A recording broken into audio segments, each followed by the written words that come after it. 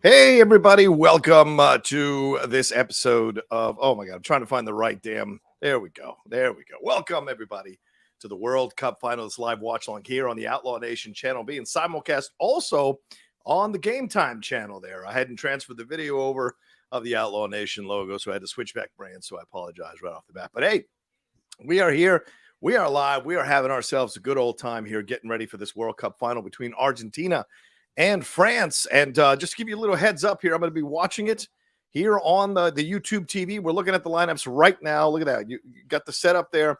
And there's the lineup for France. We just saw the lineup for Argentina. Got Hugo Lloris there in goal, but a 4-1-2-3, pretty much keeping the same system they had against Morocco. And they got there some strong midfielders out with Rabiot and Chouamani and Griezmann coming in here. Griezmann going to be an interesting guy to watch. You know, he was fantastic against Morocco, fantastic throughout the tournament, to be honest with you. And now we're going to see what they put together with Giroud and with Mbappe there leading, and Dembele as well, man. And this is an incredible team. I'm telling you, this is one of the best World Cup finals teams I've ever seen. Argentina feels a little bit like a LeBron bringing his team forward here to the finals and having everybody around him elevate their game to try to match what Messi can bring to the table. So whereas France, I think, is a much more complete team. And for those of you who watch my World Cup watch-alongs, you know I've said that about France, that they're a better team than just about any team in the tournament. Individually at positions, they might not be as good as other teams, but overall, they're a better team than anyone else. All right, here we go. Here's the kickoff here. Thanks, everybody, for joining me here live. This is going to be a lot of fun for sure. I'm going to enjoy the hell out of this one. And please remember to subscribe to the channel down below if it's the first time tripping onto the Outlaw Nation channel. And also, really, please subscribe to the Game Time channel, our new sports channel. This is being simulcast on both channels, so I'd appreciate it. We're trying to get to that 1,000 subscribers mark on the Game Time channel. So if you could, the description or the link is in the chat, or in the in the description of the video. Go there real quick and subscribe. Or if you're watching right now, and you stumble upon the Game Time channel, like I said, it's been simulcast, please make sure you subscribe to that channel as well. Trying to get to 1,000 subscribers, 4,000 watch hours, so we can monetize that channel. And I did promise you guys that I would do the final on this channel, on the Outlaw Nation channel, at the same time as the Game Time channel, which is why we're doing it here. So thanks to everybody who's joining me. Great to see all you all hanging out with me right now live as we're watching this thing. We got 32 of you joining me right now live. Thank you so much, Gentleman Scientist, Tyler Hackner, Kevin Burton, JMB, what's up? Affin Peanuts, like Ronan Unchained, Luis Macias, what's up, Luis? Good to see you. And Angelo Ortiz, Will Smith, Poochute Riot is there. I think Phil was in here earlier as well, but maybe he deleted his comment. I didn't see it there, but let's make it happen today. This is going to be a lot of fun for sure, and we'll see what ends up being the result here. What do you guys have? What are your predictions as you look at these teams, as you look at how they fielded their players and the formations they've chosen? What do you anticipate? Oh, a little bit of extra. Is there a yellow already, or is that a penalty? Oh, I mean, sorry, just a foul. All right, let's talk to him. Yeah, I mean, yeah. See, this is the danger game that the Argentinians play to try to kind of blunt the offensive attack of the French. They can try to get with them, get in their faces, push them a little bit, bully them a little bit to throw them off their rhythm. This is just something, also a little bit of mind games, but it could blow up in their face because they could get yellow cards, they could get reds, depending on how emotional they get. And look, Paredes, the guy who launched that ball into the Dutch bench, he is on the bench today for Argentina. He is not starting, so maybe the coach figuring out that this isn't the smartest move to have him start in a highly charged game like this. But already a cross into the box, handled there, but not quite 100% out. Oh, here goes Messi. Oh boy, watch out now, Messi. Oh, good defense there. Good shielding defense there. No. Okay, I'm gonna start appealing for penalties or bullshit now. Come on. So yeah, good. A little bit offside there already. Anyway, so it wouldn't have counted even if he'd gotten his foot on the ball and gotten a goal there. It would not have counted. So there you go. And there's Scaloni. He's the youngest coach to take care of a team here. Let's bring that up. Some facts for you all who might be watching right now. This is the facts for France. If France wins, it would become the fourth nation to win the World Cup at least 3 times. It would become the third nation to win back-to-back World Cup titles, and first since Brazil in 1962. And before that, I think it was in the 1930s that Italy did it. Its record with Kylian Mbappe in the starting 11 would improve to 12-0-0. Let that sink in. Undefeated at the World Cup, Kylian Mbappe. Mbappe would join Pele as the only players to win multiple men's World Cup titles before turning 24 years old. Hugo Lloris would become the first man to win multiple World Cups as captain. Argentina would join Germany as the most runner-up finishes in the World Cup. That's not something you really want to have on your resume, but that is the truth there for Argentina. So, yeah, really strong stuff there for the French to be able to get some of those accolades if they win this title here. But, of course, Argentina themselves trying to go for a third World Cup win as well. So we'll see how this plays out for them. You know, they won in 78. They're on their own home turf, I believe, and then they won in 86 in Mexico. So a fantastic. And I remember I watched that match, by the way. That was Maradona leading them against West Germany, and it was a fantastic match, 3-2. You know, the Argentinians looked to be in control of the match, but the West Germans came back in the second half. So it was a fantastic match. And of course, the West Germans 4 years later got their revenge on the Argentinians, winning there in 1990, I believe.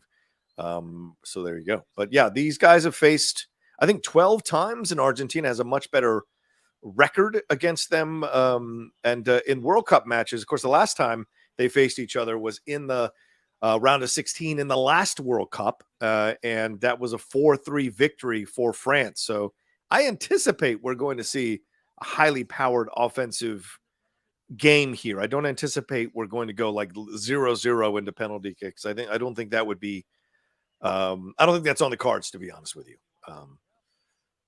By the way, I've said this for a while in the tournament. I love the outfits. I love the uniforms of the French. I think this is my favorite kit of the tournament.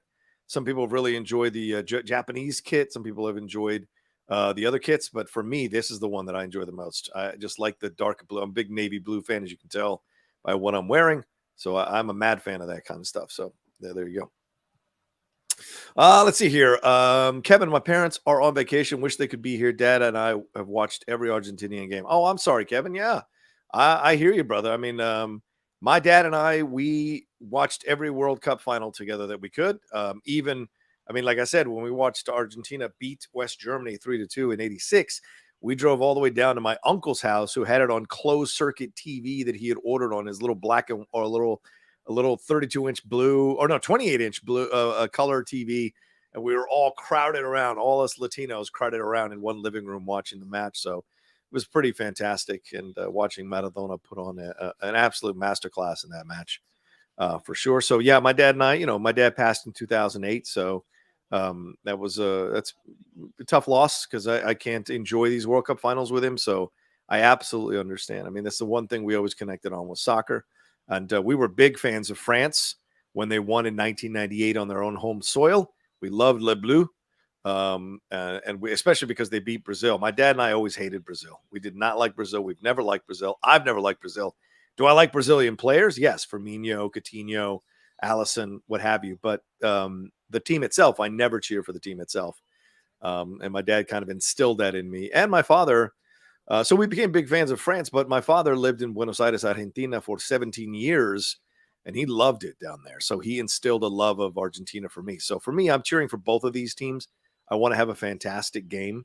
And I think we're going to get a fantastic game with both of these offensive-minded teams. So, but yeah, been cheering.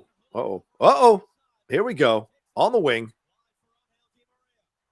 I'm not saying, I don't say F Brazil. We just don't cheer for Brazil. This just in.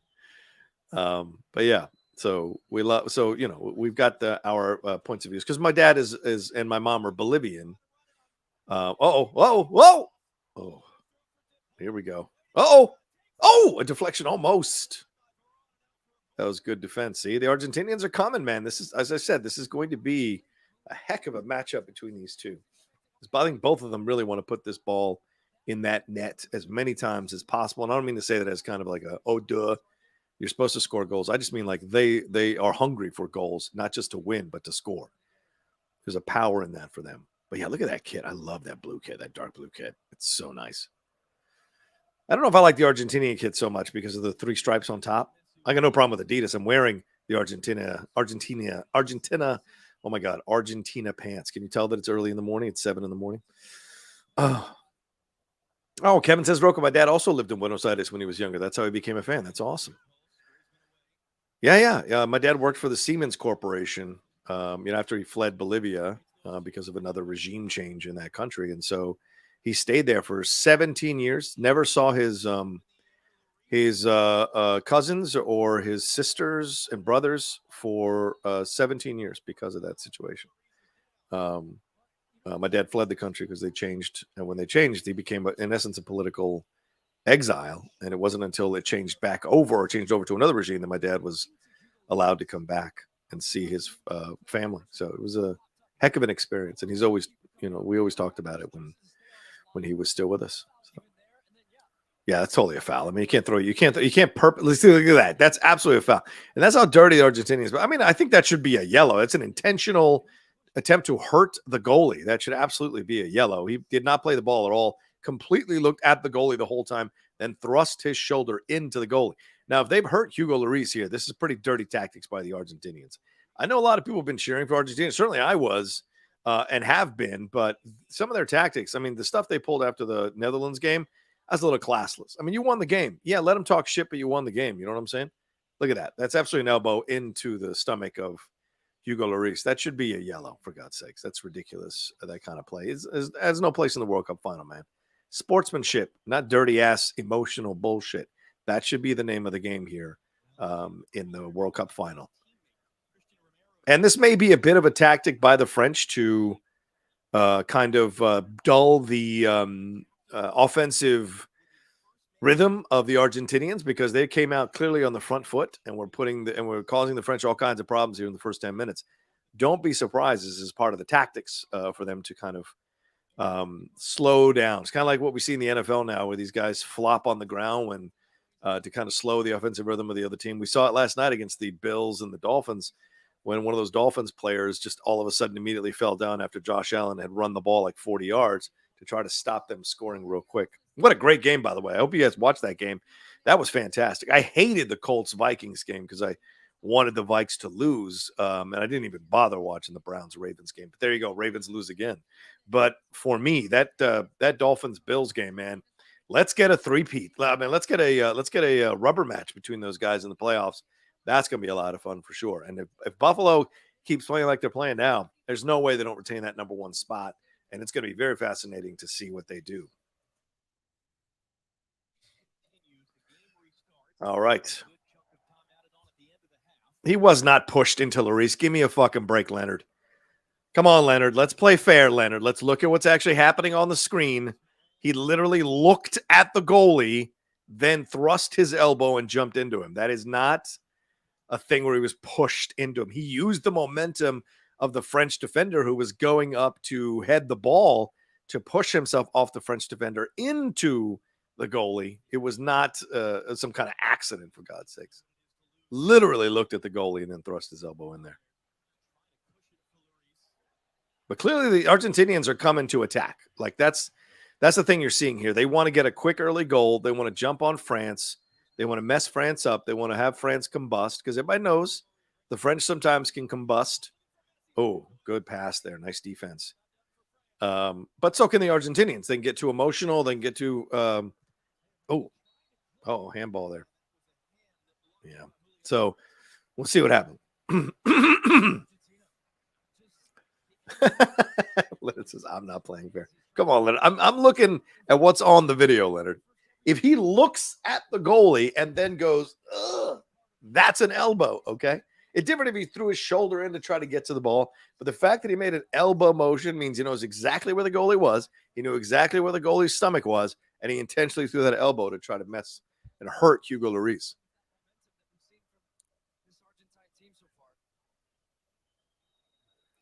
This is a tough team. I wasn't sure what to expect from this team, but they are playing well, the Argentinians. I thought France was going to come out and just absolutely outclass them, but they have stepped up to the plate big time. France can't get anything going. Oh, here we go. Watch out now. Nice. Look at the vision there to go across field. Must be a Liverpool with Trent and Robbo. Mbappe. Oh, nice pass. Ooh, almost a 1-2. Trying to go 1-2 there. Good defense by the Argentinians. Kind of shut off. I'm sure they're very well aware of what Mbappe could do. I think the pass was in the middle. Giroud was sitting there. I think the better pass was Giroud in the middle. Maybe Giroud makes a spin on the defender and gets a shot in rather than going for Mbappe there on a 1-2.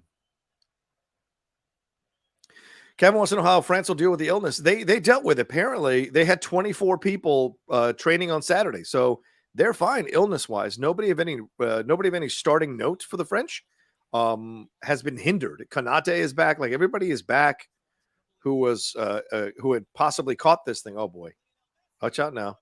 Watch out now! Good moves there. A lot of dummies. Is he offside? Yeah, I think he's offside. Yeah. Good stuff. I mean, the Argentinians are being very creative here against the French. Certainly throwing them off a little bit here. Look at that. Almost two dummies to lead to that shot on the side. Didn't quite get there with the defender, but it was beautiful intentions. Look at that. Yeah, very smart. Good move there.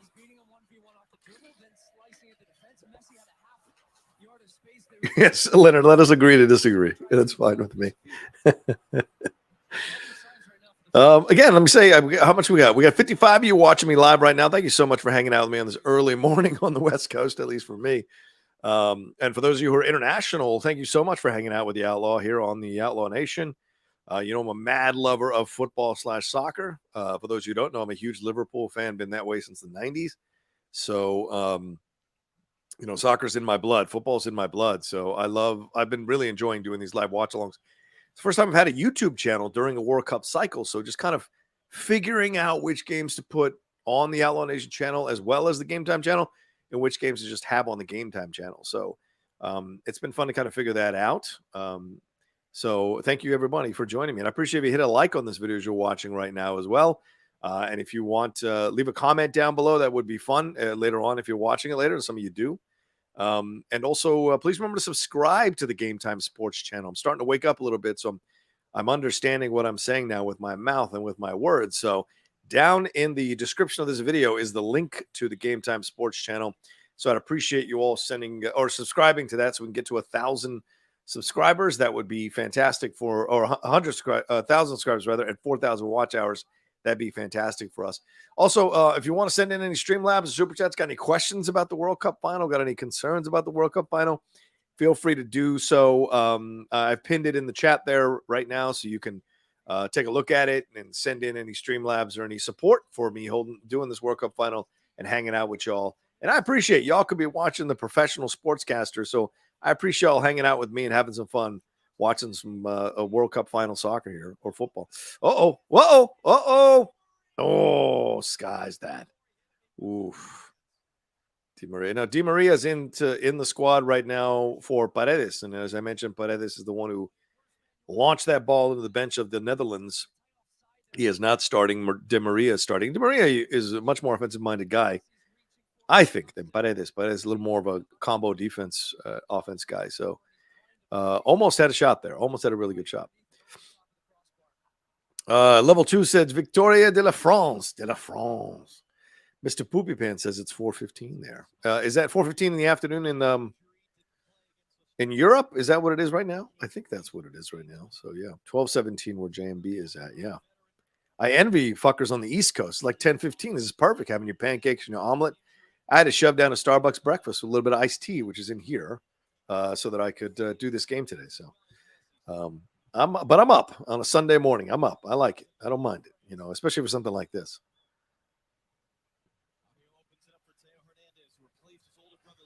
So the French are starting to slowly come into this game. I mean, the Argentinians are still attacking, still pushing them back, but the French are finding their ways to the box. Are they going to be able to put stuff together? We shall see. But it's going to be very interesting. My girlfriend's bragging about the Wordle. She got the here goes Dembele. Watch out now. Wow. Wow. This is really good.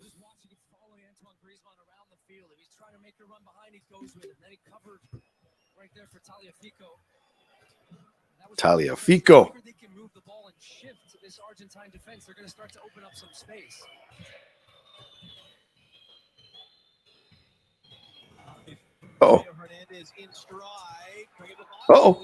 Ooh.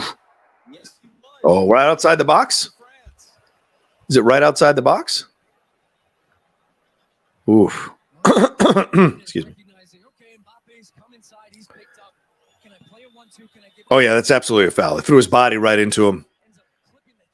So, which I would argue might not have been necessary because it looked like his momentum was taking him past the Argentinian defender, and maybe the ball was going to squirt over the line there for a goal kick rather than a foul. So,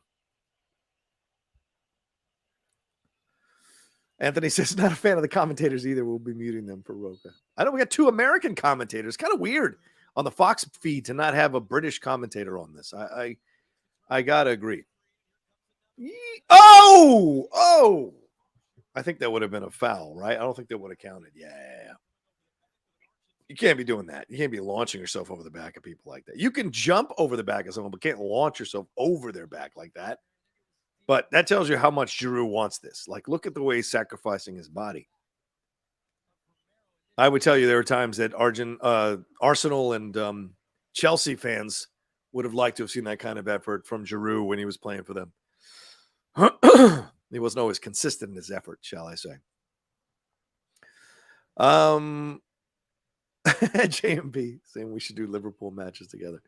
I think it's a possibility. I just got a monopod off of Amazon, which I really like, very sturdy monopod. And that may be what we use to shoot when we go. If we're going to watch Liverpool games together, I may set it up next to the TV and we'll just record ourselves watching the games. And if I can find a way to do, what do you call that? Mics that are attached, wireless mics to both of us, then maybe we can do that. We shall see. Oh, Messi, man. I can't believe it's only been 20 minutes and there's so much action already for the first 20 minutes of the game. It's fantastic. I love this. I knew we were in for a good one, and already we've already seen some really nice moves from both teams to get into positions to possibly score. We've seen some near openings. Oh, nice pass there to the wing. Di Maria. Oh, nice move there. Look at it. Oh, creating the space. Got to cut it. Oh, that's a penalty. Damn. There it is. Yeah, man. He went around you, bro. You threw your body into him. God, I love that kid. I want that kid. I would have bought that kid, except right now that kid is like $200. No way am I buying that for $200. Oh, yeah, totally. You can't hit him from behind, bro. I mean, he's going to fall. That's the thing.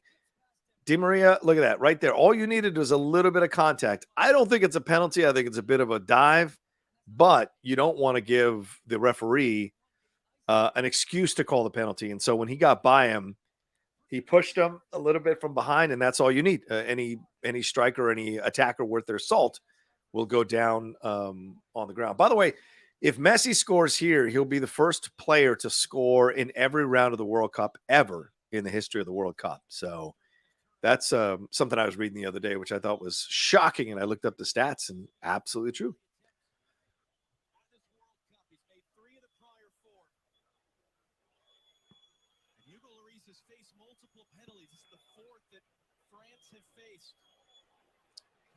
This is no less than they deserve. They have been on the front foot the whole time, asking questions of the French defense, asking questions of the French.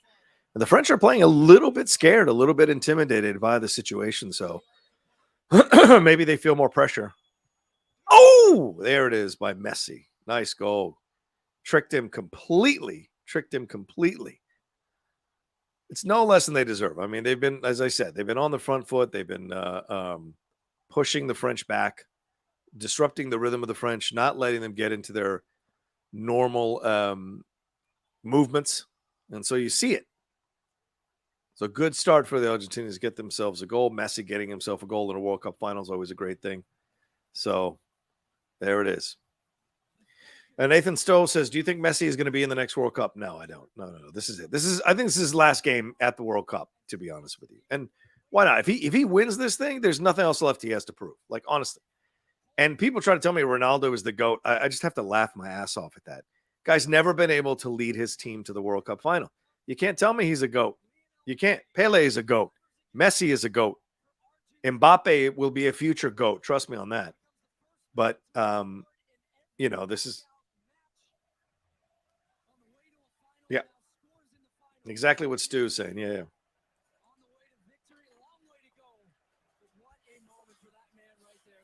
97th goal for Argentina. Incredible.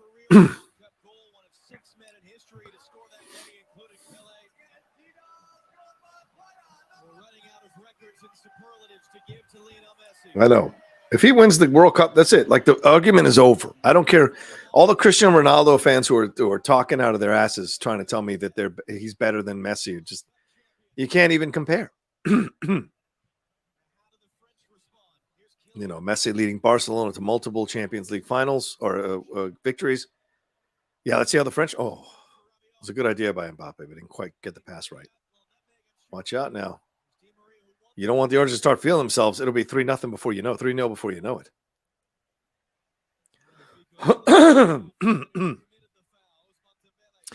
Leonard says, I think that Messi might try to defend the Copa America title and then retire from international football. That's just my opinion, though. Who knows? Yeah, I could see that. I mean, that's another thing. He won the Copa America, right? So I don't think Ronaldo's led Portugal to the Euro title, has he? I don't think they've won the Euros. Or am I off on that? Did they win in 2018? I don't remember right now. I just know that they've been upset so many times at big tournaments. Never been able to, get the big one.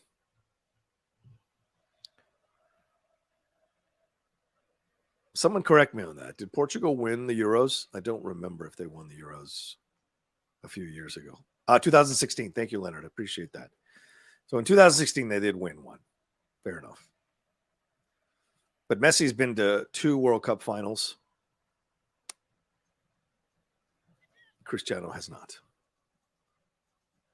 Yeah. Oh, there we go. Watch out now. Oh, Giroud. Oh, come on. Are they going to call? Oh, yeah, I was going to say. That's a kick.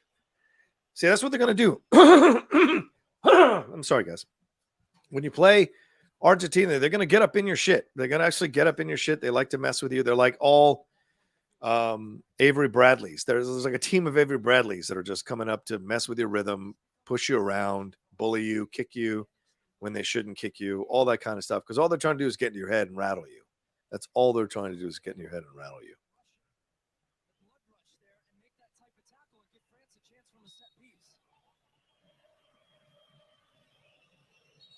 Oh.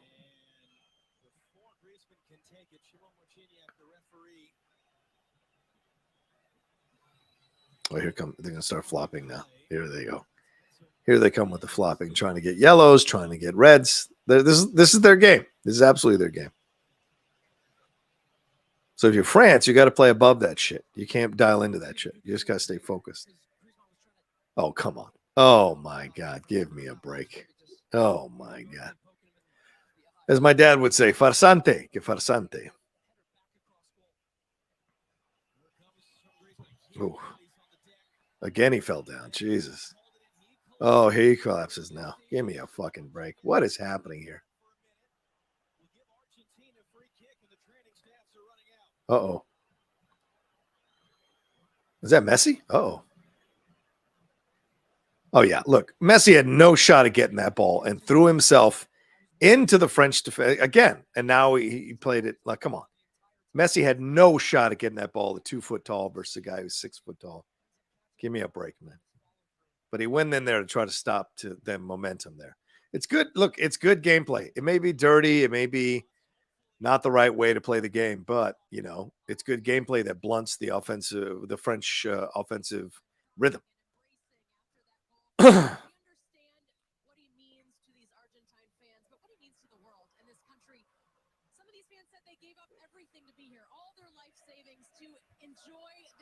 That's insane. You should not be giving up all your life savings to come see a player play in the World Cup, for God's sakes. Come on now.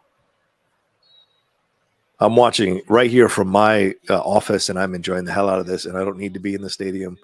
I don't need to sacrifice all my money to be in the stadium.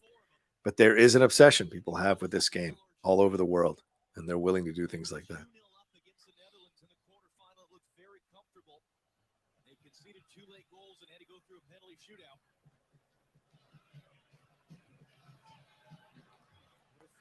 Yeah, the French look completely just behind it, off of just a beat off.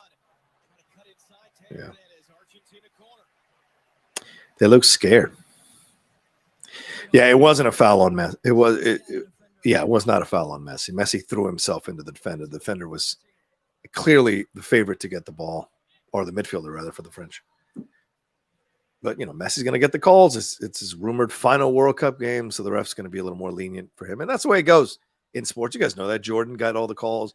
LeBron gets a lot of the calls. That's the game. It's always been the game. Oh, almost a second goal there. Oh, offside. Oh.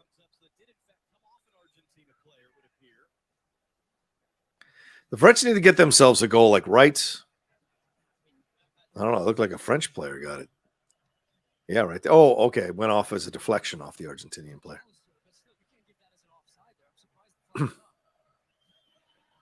Commentators, I don't think he plays again for Argentina regardless. Maybe.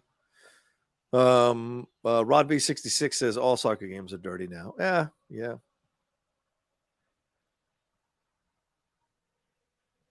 French need to be as dirty as they were a little bit with Morocco. I don't know if you guys watched that semifinal, but they were messing with the Moroccans the whole time.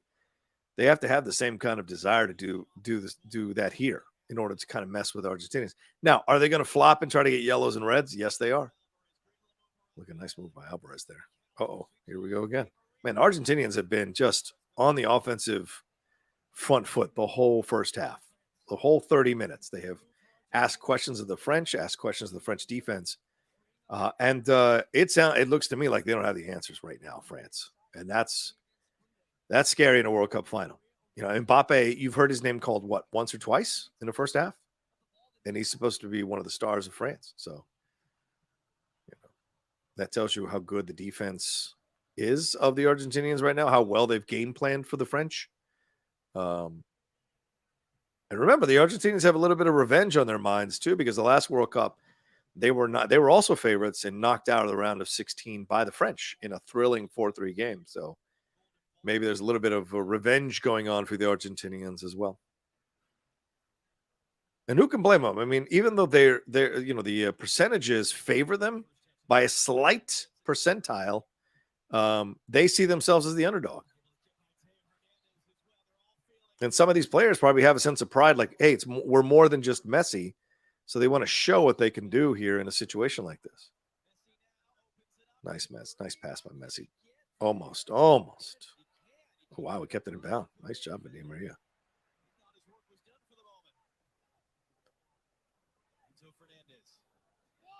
Uh-oh. Saved it there. I mean, there are gaps here in the Argentinian. There are gaps. You've got to find the gaps, though. You've got to find the gaps. They're there because they're being so aggressive offensively.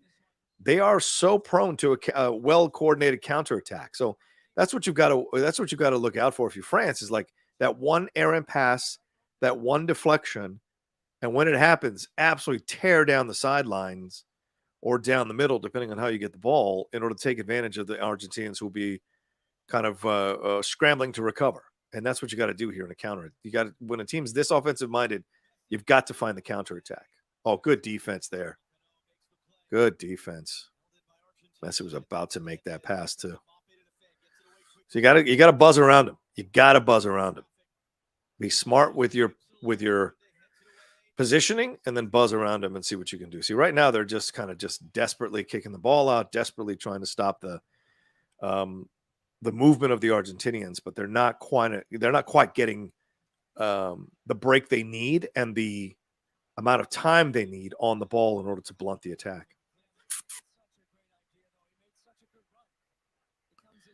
That's great defense. Look at that. Oof. Close. That's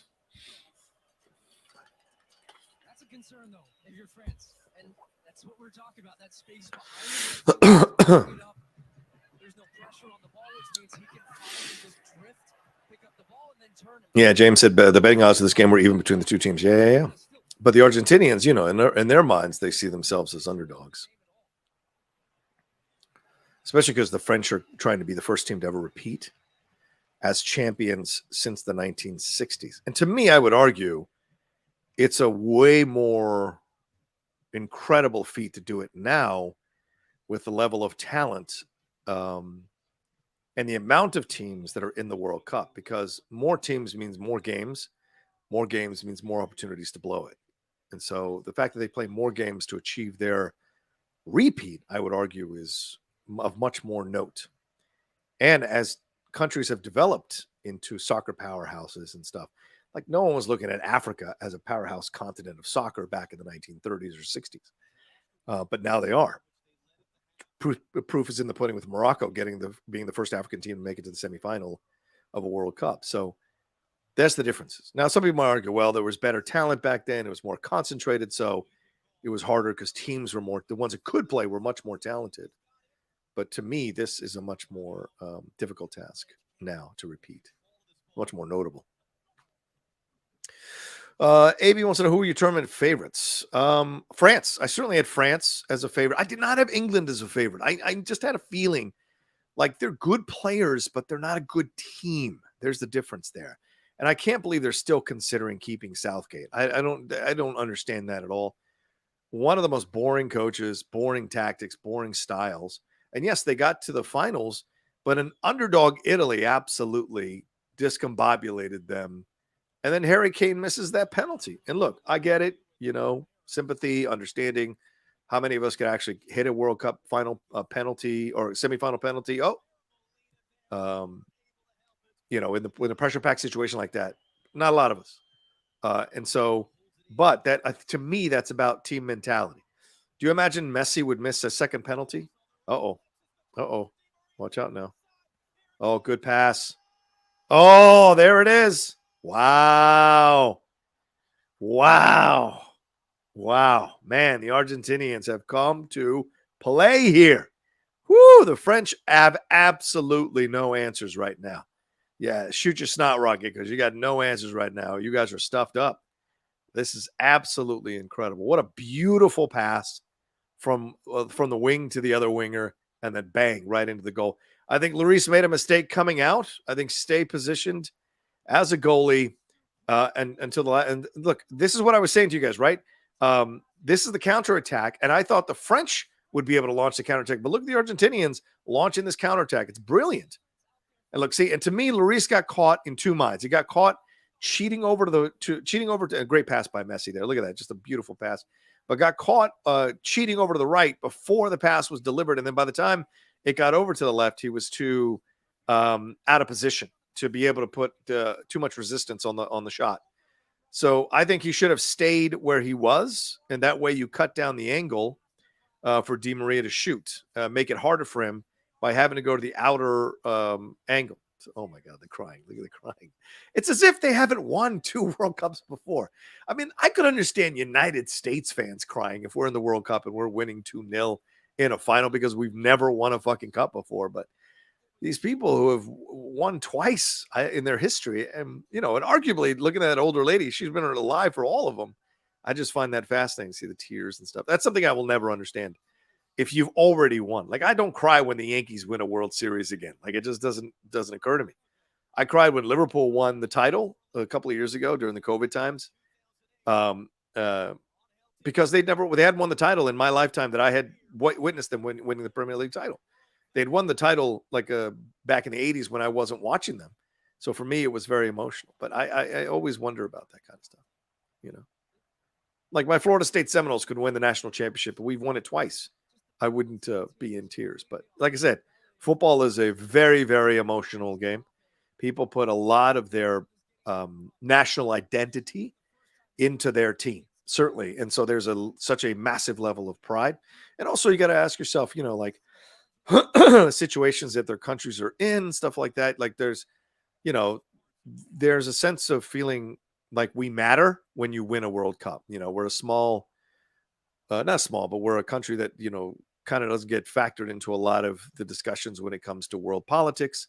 And so this idea of stamping our presence in the world that comes through in these moments, so absolutely. Well, JMB, no, but they'd have 14 or 16, but not while I was like, watching them in the 80s, for God's sakes. A majority of the fans now, I would argue, have only ever seen the World Cup. Liverpool win the most recent title. I bet a majority of them have not seen Kenny Dalglish and Ian Rush and all those teams from back then winning the title. And by the way, they never won the Premier League title until 2 years ago. So, they had won when it was called something else, but not when it was called. Now, okay, how about this? Champions League finals. Like, I don't cry when we win a Champions League final. I'm super happy when we win a Champions League final, but I don't cry because I've seen them win, against AC Milan, and then recently against Tottenham. I've seen them win those. And we're fucking magical, man, in the Champions League. But anyway, like I said, it's something that I wonder about, and I only have like my personal assessment of it all. But I don't fault anyone for crying, for sure, because there's so much love people have for this team.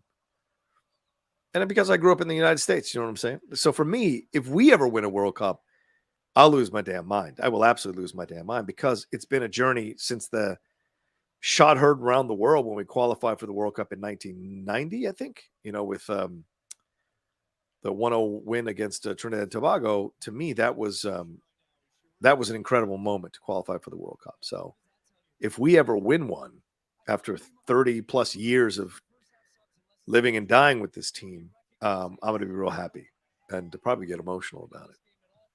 Ooh. Yeah, I mean, the French don't know what to do. They're just playing with them now. This is playground ball. They're just kicking the ball to each other. Look at this. It's amazing. See, when great teams are in rhythm, they find spaces on the field that are wide open. Oh, there you go. That's a foul. Absolutely. But you're seeing the Argentinians now are just fucking with them. They're just playing with them now. They've gotten they hooked them on the line, and now they got him. And I bet this was the plan all along. Score quickly, score early, throw them off. Is there a substitute happening already? Wow. Giroud is coming out? Holy shit. Wow. Dominic, what a decision here. Wow. That is shocking. To do this in the first. Wow. So where does Mbappe move to? Mbappe moves to the front of the line here, right? As a 2. Is it a 4-4-2? Is that what they're switching it to? Jesus, 2 substitutes and 2 prominent players coming out too. The guy who gave up the World Cup. Oh, there's is that Jerkaev?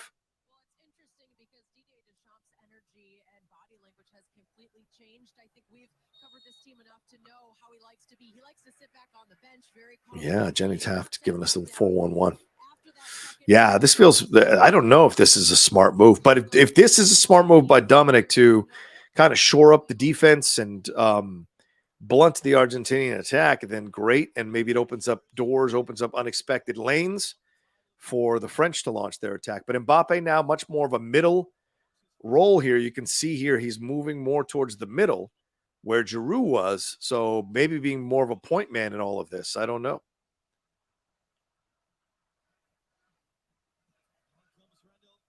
Yeah, this is clearly a very pro-Argentinian. Oh, yeah, there's no need for that. That's not necessary. See? That is not necessary. You're just wanting to hurt the player. But that being said, I mean, they're trying to play the same tactics the Argentinians were playing with a little bit of extracurricular activity, shall we say, on the ball. So maybe this is their way of slowly pushing back at what the Argentinians have been doing the whole game. So I'm getting stuffed up for some reason. Here we go. The thing is, Argentinians have not made a mistake. Like, usually teams will make a little bit of an error or get over-aggressive. They have not had that in this whole match. So the French have not had much to take advantage of when it comes to mistakes by the opponent. And so they have to... Oh. Yeah, Marcus Thuram. I mean, it's crazy that I've lived long enough to see Lilian Thuram play for the French and win a World Cup. And his son might. If they come back here in the second half, his son might win a World Cup. I've lived long enough to see father and son win the World Cup. And by the way, Dominic, who is the coach of the French, he has won the World Cup as a player, won the World Cup as a manager, and could win it. If he wins here, it could be the first manager to win back-to-back World Cups since the 1930s. So pretty incredible stuff.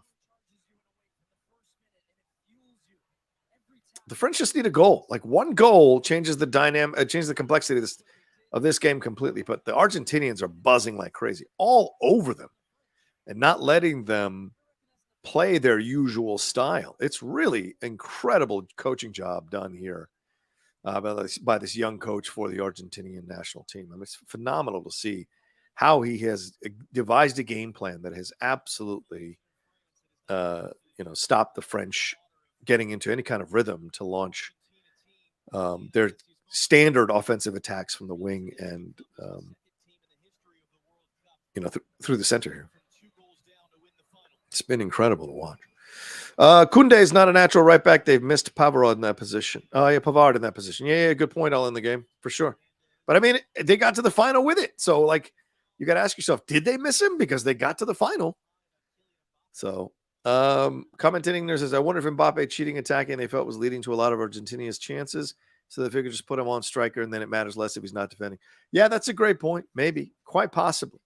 I also think the French were favoring trying to find Mbappe in the middle there or in the wing there instead of looking towards kind of unlocking the Argentinian defense by heading towards the middle. Almost. That was almost a beautiful pass there. Yeah, good job. Get on the wing. Get it on the wing. Oh, come on, man. You can't let – yeah, no. I think there's a little bit of arrogance that I don't think the Argentinians are as good as they are because they're holding on to the ball way too much, getting it taken from them rather than passing it out and trusting. Yeah, that's good defense. Oh, this is fascinating to watch, man. How many? 7 minutes? Wow. See, look at that. Messi got in him.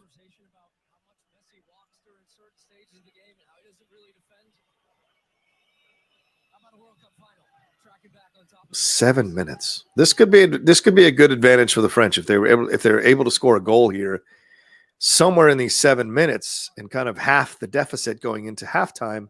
Then you've got a little bit more hope. Oh, a little more hope. Here we go. Di Maria, please get the fuck up, man. Di Maria loves to flop, man. There's nothing he does bad. They just call him Angel Flop Di Maria. That should be his middle name.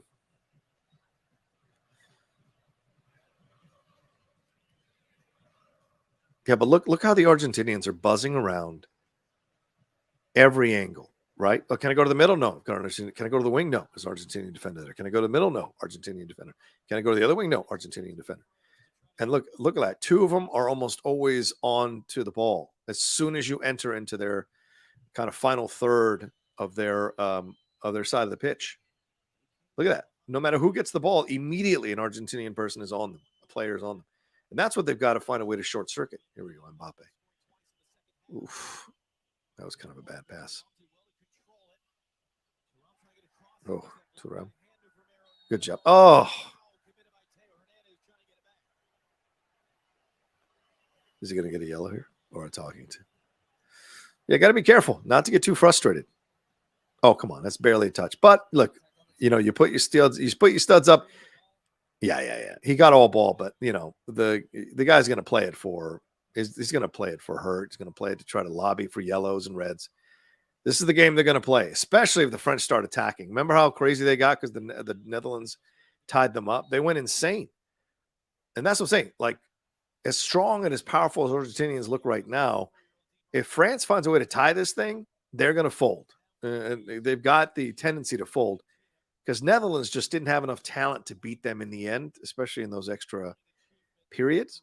But if the French find a way to come back on this one, maybe do some assessment at halftime, and this is going to be Domination's toughest halftime yet to figure out how he's going to unsettle these Argentinians, how he's going to figure out how to unlock the Argentinian defense. This is going to be his biggest task as a manager at halftime. Because if he doesn't get it right, then we're in for a long night for the French. This could get to be 4 or 5-0, to be honest with you.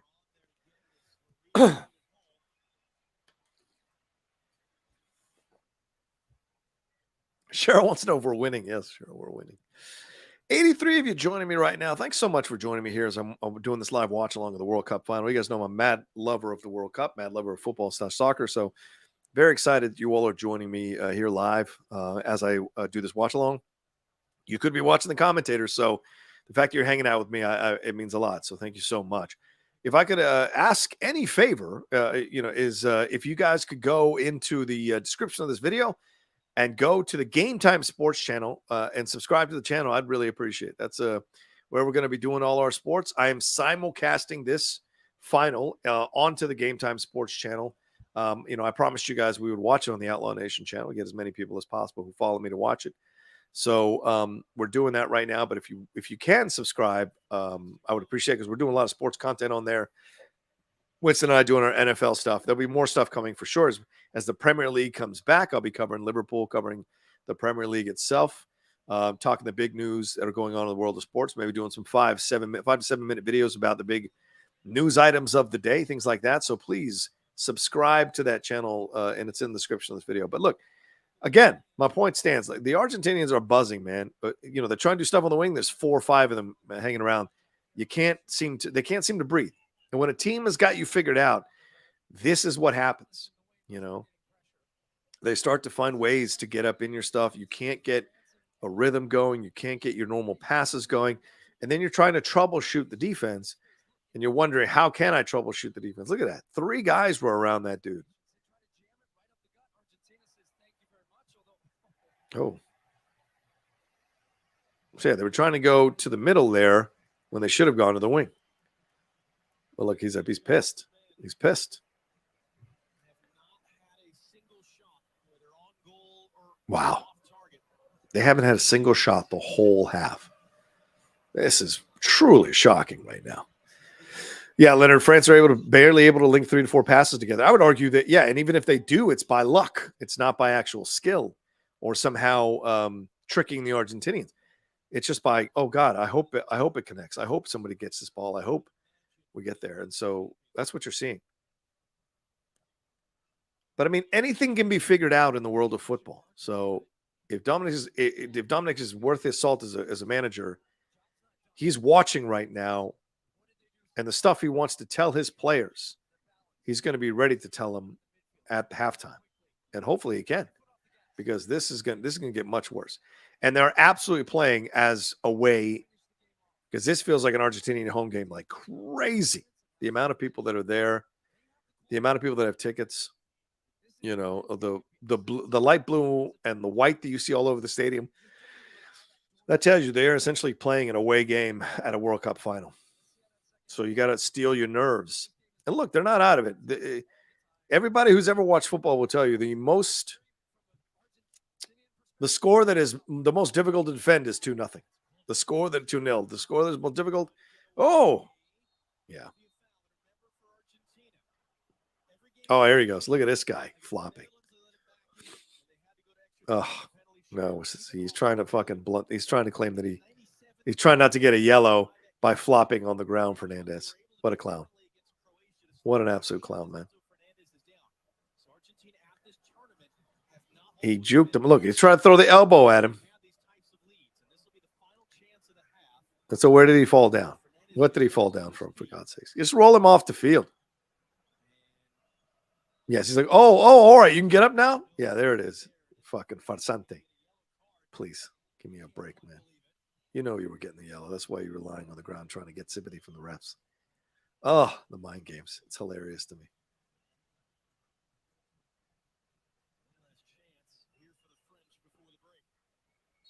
As soon as he called for the stretcher, he jumped right up. Oh, a miracle.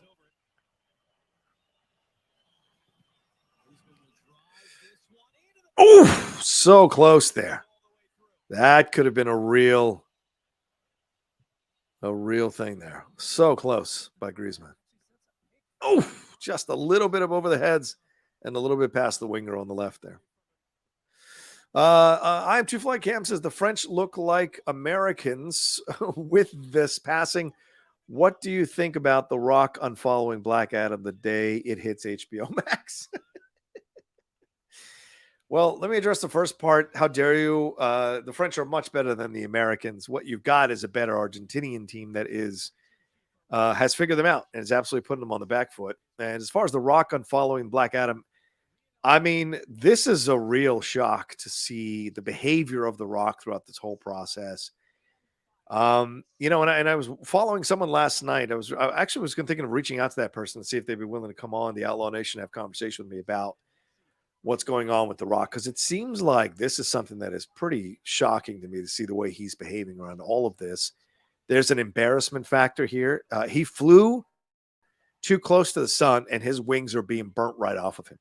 And we're seeing this. And now it doesn't mean he can't bounce back. He's The Rock. He always bounces back. And look, no one loves The Rock more than I do, but I also have to tell my truth in my analysis. And the truth is, when you're looking at The Rock and the things that he's done here around the Black Adam stuff, it's been unsavory, and I forget who I was following. God, I wish I could find him right now. Somebody with a Superman in his handle. And I was reading his thread last night about The Rock and seeing how he had kind of vacillated all over the place in DC. This narrative that he has wanted to play Black Adam since he was a kid at 15 years old, that's all constructed. It's not actually 100% fully true, because they had he had been talking about playing either Shazam or Black Adam. He'd been talking about playing Green Lantern. He'd been talking about playing a number of different. We got a new trailer for this one. Oh, I can't wait to watch. This looks so good, man. This looks so good. Oh, wow. Anyway, I don't want to say, because I might do a trailer reaction later, but either way, that's what you're seeing here. This is nothing but embarrassment and him trying to save himself from the embarrassment. And look, he bullied his way into getting Black Adam and changing the narrative, and then he bullied them to put Cavill into the thing, and then tried to bully Warner Brothers DC into bringing him to the table to be the one who dictates the path of DC. He overplayed his hand. And look, it's The Rock, man.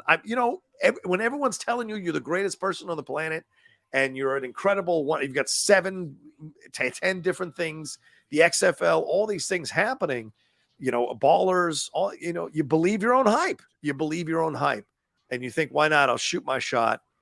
And what would elevate my brand even more than just being Black Adam?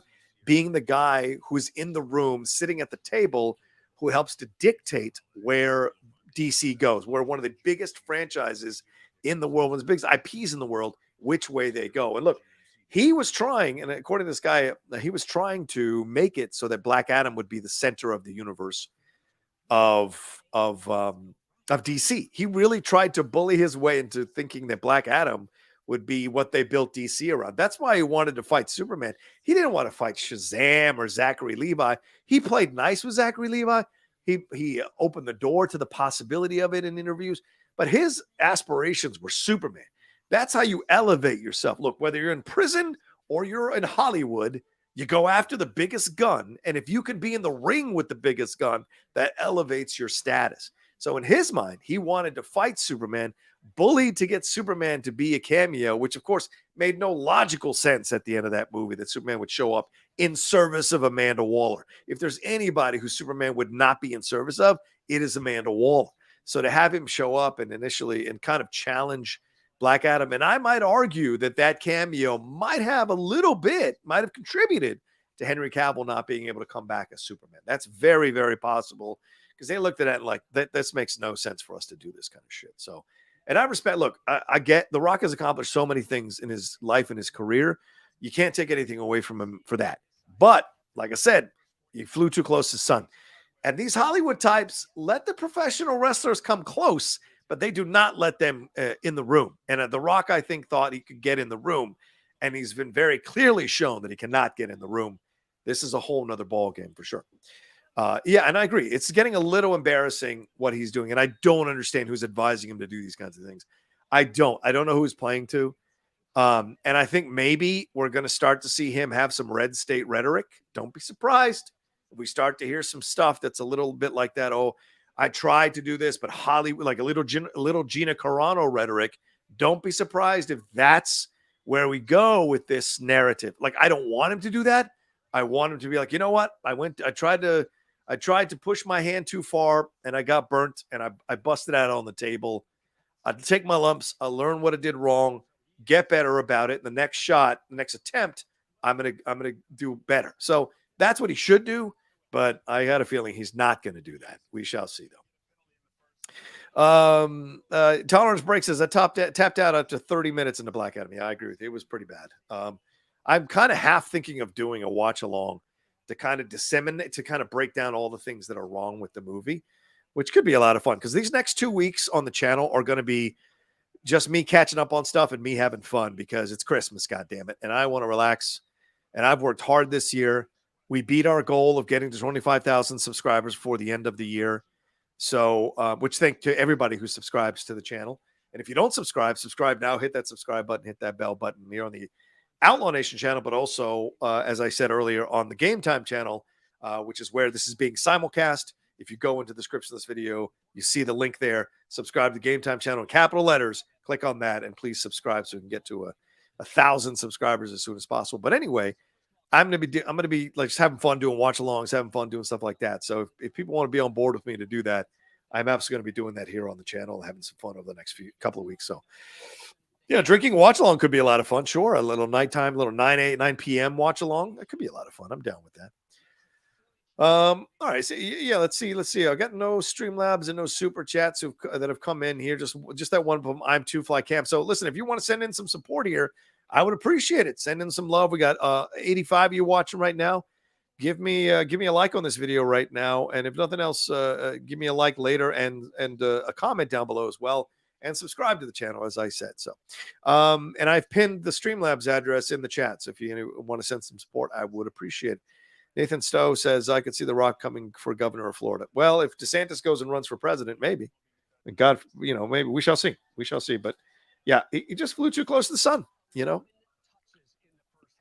That's all. It happens. Plenty of people have flown too close to the sun in Hollywood. He's not exceptional in that way, and I think that's a way he needs to look at it, Let's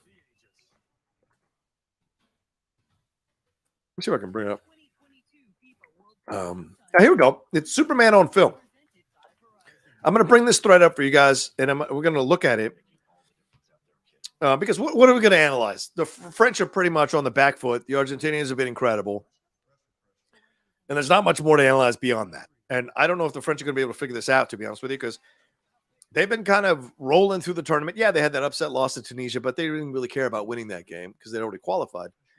But they haven't been really tested. Even the English, they pretty much had control of that game. So now we're seeing how tough the situation is. We'll see what they do. All right, where's my... I did notice that my light was a little dark here. All right. I like it to be a little bright. Wendy says, I don't like the hubris that he's showing. Yeah, I agree with you. I agree. It's a little bit like a kid who's had his nose smacked and is mad about it. You've got to kind of deal with that. All right, let's bring this up here. This is the reality check. Superman on film. I'm going to turn down the game a little bit so I don't hear their audio. All right, reality checks. And let's see. Can you guys see it? Okay, I'm going to make it even bigger so that we can, you guys can watch along with this thing. So I'm going to make it even bigger. So this is from, all right, so this is from Superman on film. And if you're watching or if anybody knows this guy, I might DM him later. I want to get him on the show this week and talk about this. He said, reality check. Since The Rock has rewritten his history of Black Adam, and I was actually covering this stuff on a daily basis in the mid-2010s, I'd like to clue you in on the real history of his association with DC. While he ended up at Black Adam, he didn't start there. And so this Dwayne Johnson's Black Adam's cast on film's 15-year journey and hopes for DCEU's future. While he's recently stated, and the media have gladly parroted, that he's been working on the film for 15 years, probably to help sell it as a, quote, passion project, he flirted with several DC roles before deciding to go with Black Adam. For example, he was going to be Lobo. He'd been attached to a Lobo film with Brad Payton directing, which evaporated in 2013. From there, he went on to tease that he'd be a Green Lantern. Now, this is a Collider article. You guys know my history with Collider. From Adam Chitwood, a guy I worked with at Collider in 2013, where he talks about how Dwayne Johnson is no longer attached to play Lobo, but he was going to possibly play Lobo with Brad Payton directing that situation. It seemed like Johnson himself confirmed the rumors last summer, saying it could be fun to play the character for Brad Payton, who had done Journey to the Mysterious Island, but nothing ever solidified. And he confirmed the director, Brett Ratner's Hercules, is the next film that he'll be shooting, and that was an absolute mess, and it was terrible. He had Snitch coming out. Snitch was good. I liked Snitch, actually. It was Actually, The Rock acted really well in Snitch. If you guys haven't seen Snitch, him and John Bernthal, Benjamin Bratt, good movie for sure. G.I. Joe Retaliation was terrible. He was damn good in Pain and Gain. And then, of course, Fast and the Furious 6. So would have been interesting to see him as Lobo, but I think in the end they decided not to go with him as Lobo. So anyway, let's move on here. In 2014, he started dropping hints on Instagram and Twitter about playing John Stewart. Yeah, the Green Lantern John Stewart. And even at that time was teasing a fight with Superman for some reason with a hashtag John Stewart can still whoop Superman's ass, and leaving open-ended teases to fans. Let's take a look at them here. He says, this beast, known this beast since he was 15. I was on the football field playing for Miami. He was leading the Hurricanes marching band as drum major. He spent years of working on my WWE storylines and rock monologues, then years of being on every movie set with me, learning the film business from top to bottom. Today, he's one of the best and most sought-after producers in Hollywood. Brilliant, relentless, and one big mother effer. Proud of you, brother, and thank you for all the hard work. He was talking about that with John Stewart there. And then what's the other one here? Dwayne Johnson saying, yeah, funny you say that, RT Crystal Burt. I could see Rock playing in DC movies, Gravedigger or John Stewart, JL's Green Lantern. So there you go. You see that he didn't 100% turn off the idea of playing Green Lantern and playing John Stewart. And immediately back in 2014, once again, repeating the same patterns he did in 2022, this idea of wanting to fight Superman. This is all about The Rock, presenting himself in a certain way. Look, he's a driven, ambitious guy. I do not fault him for this approach. Is it the right approach? You could argue yes or no, but I don't fault him in this approach. This is what drove him to be a champ in the WWE. He's a driven guy. For all this talk about I had $7 in my pocket and when I went back home, all of that, he's been driven since the beginning. He went to play in the CFL because he couldn't get into the NFL because he wanted to build a career.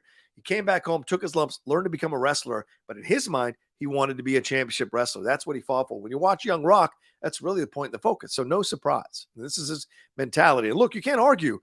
A lot of people discounted The Rock, especially after that Scorpion King performance, but he has found a way to get into the public consciousness, found a way to establish himself, and you can't argue that. He said after that, it became sort of clear that his deal with DC was more of an open-ended development situation. For example, he could choose to either play Shazam or Black Adam. Unlike most actors, he wasn't locked down for just one character. So clearly DC and WB wanted to work with him, but they didn't want to limit him about what he wanted to play. So this is the thing that was very interesting when you look at it. So, all right. And then, so he finally arrived at Black Adam in 2015. And it's becoming clear that the reason he hitched his wagon to that character and kept it separate at New Line was because he felt it could make him the center of a whole universe of characters that revolve around Black Adam. Once again, The Rock's ego coming into play here.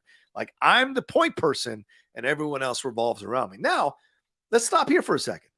Think about the Fast and Furious situation. You know, a lot of people were on The Rock side in the Vin Diesel situation with both of them because The Rock has established and been successful in way more things as the point person than Vin Diesel has, right? You can just about everything outside of Fast and Furious that Vin Diesel has ever done has been terrible or not good or not received well. Even Find Me Guilty, which was a good performance by Vin Diesel, was not, you know, a great box office juggernaut or got any accolades and awards or whatever. So this is the thing with him. Now, I Am Groot. He's part of an ensemble and he's saying 3 words and he's doing a damn good job with it. I'm not going to argue on that end, but like, you don't think of Vin Diesel when you're watching I Am Groot. You're watching Groot, right? And The Rock, though, wants to be the person you notice no matter what he's doing. And so this makes a lot of sense when you look at it. Then he says he wouldn't have that ability with John Stewart since Green Lantern had always been in the mix with the DCU plans. There, he'd just be a cog in Snyder's machine. Right. He would be one of many here, and Lobo would have been a cool vehicle, but less world-building opportunities for a producer there. Black Adam clicked. Then when Henry Cavill's Superman started to seem on the verge of revamping 2016, he met with DC and Jeff Johns and started beating the drum for the major overhaul of the DC brand. All right, I think we got to stop here. We'll revisit this a little bit later because there's more, because we got the second half now that started. So, but yeah, a lot of things to chew on and think about when it comes to The Rock in this situation with Black Adam. So, and I know we're here to watch the World Cup final, so let's focus on that. Maybe after it's over, we'll stick around and finish that thread for sure. So, all right. Thank you guys for putting up with that. I appreciate that.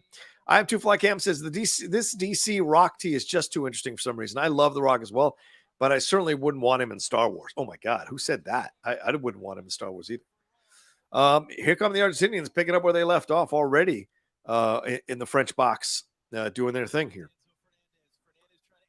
Oh, good goalkeeping by Hugo Lloris there. Stallone and Arnold did the same thing back in the 80s. Right, but Stallone and Arnold never tried to be in the room to run a big IP. Like, you didn't see Stallone and Arnold try to get involved with Star Wars or any of the bigger IPs. Like, that wasn't in there. Yeah, you're kind of dumb for saying that. He did, and if you had any knowledge of the situation for real, you'd know. And certainly, I have sources. Certainly, my friends have sources. And he did. He bullied WB when WB didn't have anybody in charge of the universe, like a Feige or anybody else. He kind of forced them into a situation to put Superman into the cameo because Danny Garcia who is the manager of The Rock, also represents Henry Cavill. And so he took advantage of a vacuum in leadership to kind of intimidate them to put Henry Cavill in Superman. And look, at the time, why wouldn't you, right? Cavill wants to come back. People have been clamoring for him to come back as Superman. And The Rock wants to make it happen. If you want to be in business with The Rock, you go, okay, you know what? We'll do this. It's a cameo. We don't have to 100% commit to anything, but just a cameo. And then we can take it any number of ways, right? So you can understand why WB would be in on it and make the decision. And by the way, and let me tell you, this is the honest truth, because Galaxy Comic Nerd doesn't know shit. The cameo wasn't confirmed or wasn't even shot until the last possible minute, last possible second was the cameo shot. It was not going to be in the movie. And it wasn't until they locked down the final deal and they agreed to Henry's terms that they finally ended up doing it. But it was not going to be there. But they also shot a cameo for the Flash movie. And now it's come out that both the Superman cameo and the Wonder Woman cameo are not going to be in the Flash movie. That came out yesterday. So there's a lot of drama going around this whole situation, which is kind of crazy. Murderanta. Mr. Feige, you have over 100 messages from Dwayne Johnson asking for a meeting. That's hilarious. Yeah, exactly. Jim Tam says, by the way, Rocha, Spotify told me that Cinephiles was my second most listened to podcast in 2022. Really enjoying the longer episodes. Send hugs and kisses to Steve and continue to be awesome. Thank you, Jim. Appreciate that. Yeah, we just dropped our first episode for It's a Wonderful Life. A lot of you have been asking us to revisit that because we did that really early in our process and just talked, I think, for an hour and a half about it. We did not dive deep on it. And certainly this first episode, we dove deep and we'll be doing a second episode coming out next week, diving in deep into It's a Wonderful Life. And that's going to be a lot of fun to revisit it again. Look at this. I mean, I just don't understand how the Argentinians are absolutely just unspooling the French here. Ooh, nice save by Lloris there. Kind of an off-balance shot, but nice save by Lloris. But look how quickly they're running back. I mean, this is fitness. This is fitness level. And the French need to understand they've got some talent on their side, too. They got to put something together here. But it's tough to do when the Argentinians are like all over you. Here we go. Turn around, come inside. There you go. Here we go. Maybe this is just a bad pass. A little bit late on the pass, or he had homie on the wing on the right there, wide open. Supposedly Godot shot 2 cameos for the Flash. Only the one with Cavill has been cut. Bro, I think they're gonna cut them both. Because I don't think she's coming back as Wonder Woman. And Jeff said that on the hot mic on Thursday that she doesn't think she's coming back at all.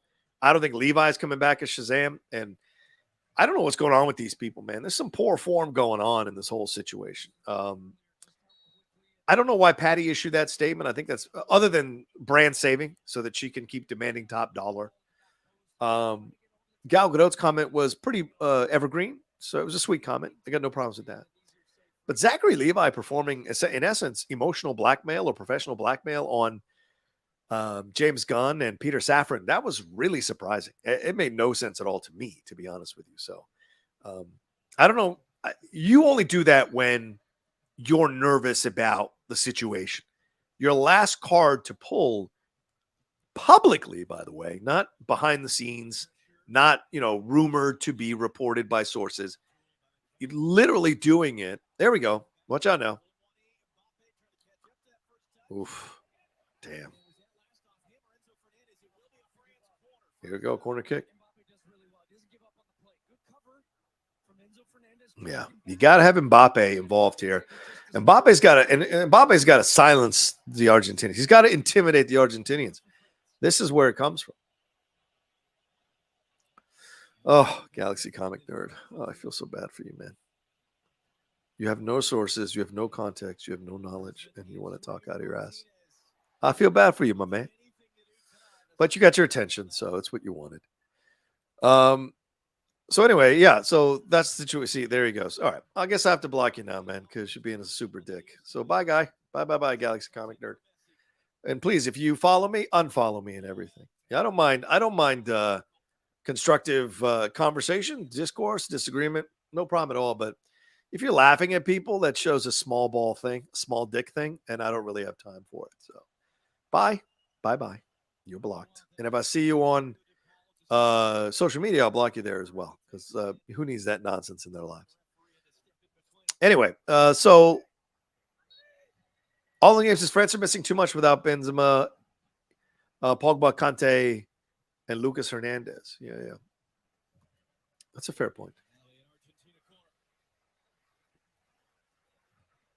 It's a tough game, though. I mean, they're absolutely being just completely torn apart here.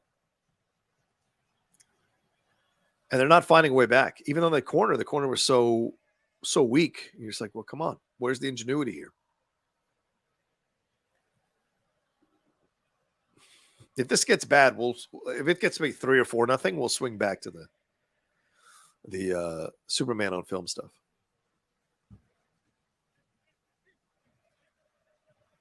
And I have a feeling it might get bad because they don't look like they have figured anything out at halftime. It looks like just more of the same.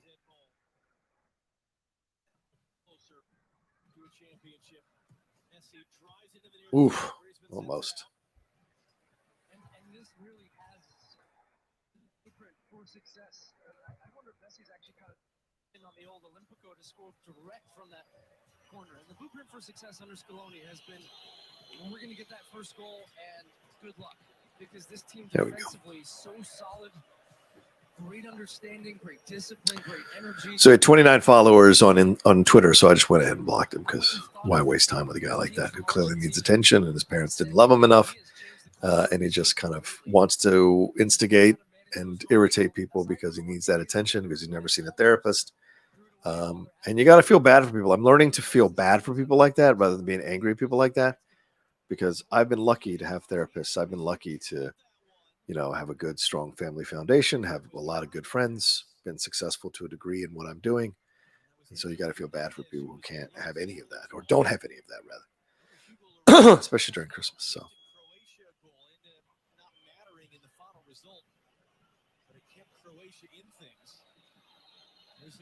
Oof.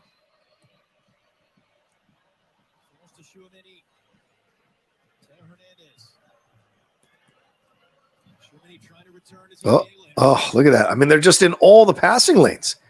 The French just have no answers. Zero. Oh, boy. There's frustration. That's all frustration. Yeah. And also trying to stop them, launching another attack. So. Rabiot. Uh-oh. Got the sex bots coming in. Hold on, let me block this one. All right, 89, thank you so much. Appreciate it madly. Please make sure you hit a like on this video and subscribe to the channel, and subscribe to our sports channel, the Game Time channel. That is there in the description of this video. Gene Burns says, I think Zach Shazam would fit in a James Gunn universe. He has a lot of fun. Sure, but that's anticipating that James Gunn is going to do the entire universe like Guardians of the Galaxy or Suicide Squad. And I don't think he is. I think he's going to look at some of the serious stuff, especially if they're going to keep the Matt Reeves Batman. I don't think he's going to play everything for fun and jokes, So we shall see. Commentator says there have been certainly stretches where France will take their foot off the gas and look vulnerable on D, but it always felt like they could go and get a goal whenever they wanted. Not this game. You're right. Absolutely right, commentating nerd. You're absolutely right. It feels that way that the French can't seem to flip on the switch. We've seen this with great teams. They always think they can flip the switch. No matter what's happening, they can flip the switch. And sometimes They never flip the switch because the other team has really scouted them well, prepared for them well, and has shut down everything they've tried to do. You know, the French, you could argue right now, the French feel like they've been owned in this game. So I thought I blocked this guy. All right, there we go. Finally, whew, the sex bot there. Steve Hashtag says, I didn't realize these players need to be good. Also need to be good at with these penalty performances. Yeah, they do. That's the game now. Unfortunately. Also, it looks bad. Oh, that's a foul for sure. But it also looks bad. Like someone saying, well, I think James Gunn would keep his people. But it looks bad if he's playing favorites too. That looks bad for other actors. That looks bad for filmmakers. You know, and it may just be Patty was like, I'm not going to have you tell me what to do with Wonder Woman. I'm not going to have a couple of dudes tell me what I'm going to do with my strong, empowering female character. And especially, I'm not going to play her for laughs. You know, like a lot of people complained about in the Joss Whedon universe when they had the Flash. Wow, look at that. Another guy goes by another guy shows up. Oh, good move there. Send it around. Watch out. See what I mean? Like they are just coming in waves at the French think they're getting these extra looks or extra passes or extra moments. They need to be passing that ball way quicker or crossing that ball way quicker than they are. Like right now. They can't seem to. Now, the only advantage they look, and he pushed him all the way back out to the goalkeeper. Wow, what the fuck? It took him so long just to get any semblance of an attack on the wing, and now you're going to go back and let them set their defense? That's a dumb move. Fucking look at 3 guys around this guy. There's nothing you can do. If you're not going to find the open person to unlock the defense that they're playing on you, you're fucked. If you're going to dance on the ball with 3 guys around you, you're fucked. If you're not looking, because the fact that if 3 guys are around you, that means 2 other dudes are open. And you need to find your 2 other dudes, or you're never going to be able to. Oh man, and certainly that stuff doesn't help. And you're never going to be able to break this tactic that they're using. You've got to take advantage of their aggressiveness, which means you've got to be quicker in letting go of the ball and finding the open man.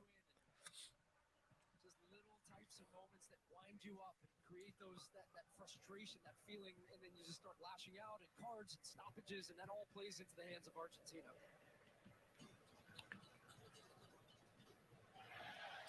Oh, it's good defense. There's no penalty. There's no foul. Oh, uh-oh. Nice save by Lloris there. James Petty wants to know who my player of the tournament has been. Look, dude, how can you not argue Messi?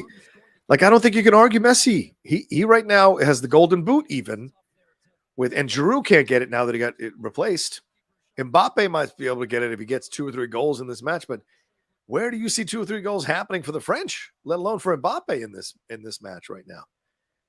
So this has been an absolute clinic by the Argentinians from almost the first moment of the game. Oh, that's offside there. So, yeah, I don't think you can argue that it's Messi. It's been Messi the whole time, like from the beginning.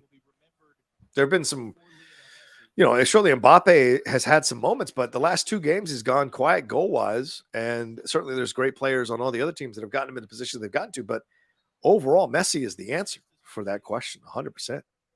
Yeah, Messi will get, right now, it looks like Messi's going to get the World Cup title that he's never had, the Golden Boot, and be the MVP of the tournament. That's a hell of a thing. Uh-oh. Was there a foul on him? Or was he just going down?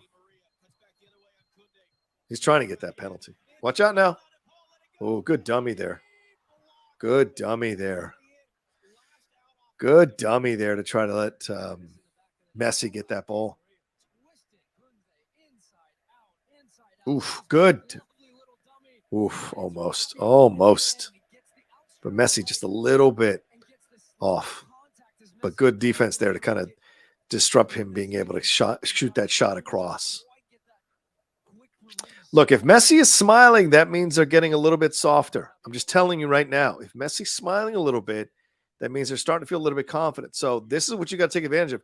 Turn the tables on the Argentinians, because the French were coming out confident, and now you got to turn the tables a little bit on the Argentinians and take advantage of their overconfidence. That's the way to go here. Look at him. He knows what he's doing. Well, I don't know if there was a foul there. All three of them were going for the ball. Yeah, I don't know that there's a foul at all. All three were going for the ball. Celu Bonino says, Rocha, you are too calm.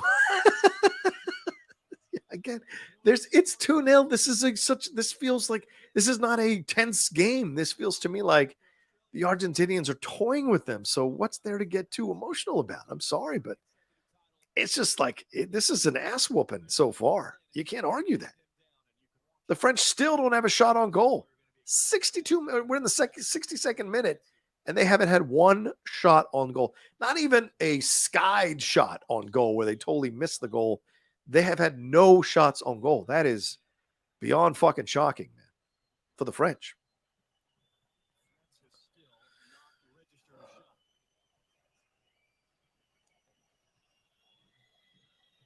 Look at, it's just amazing. Here come the whistles because, like, oh, here we go.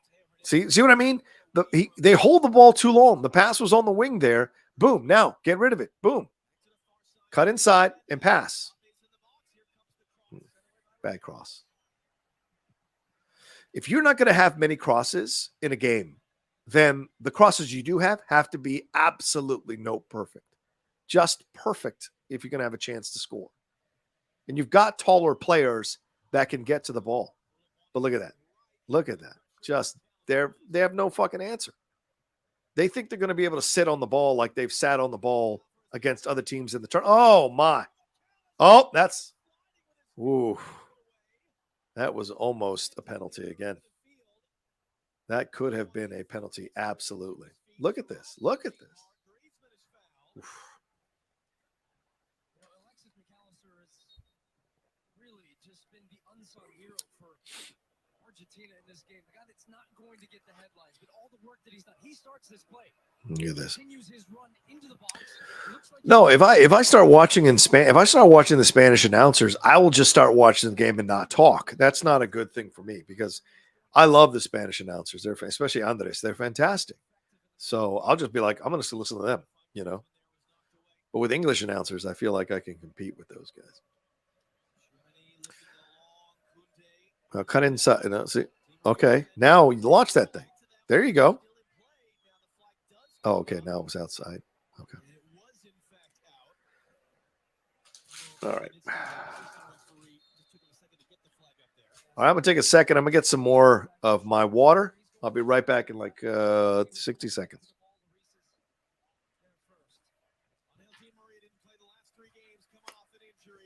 Let me know if anything happens.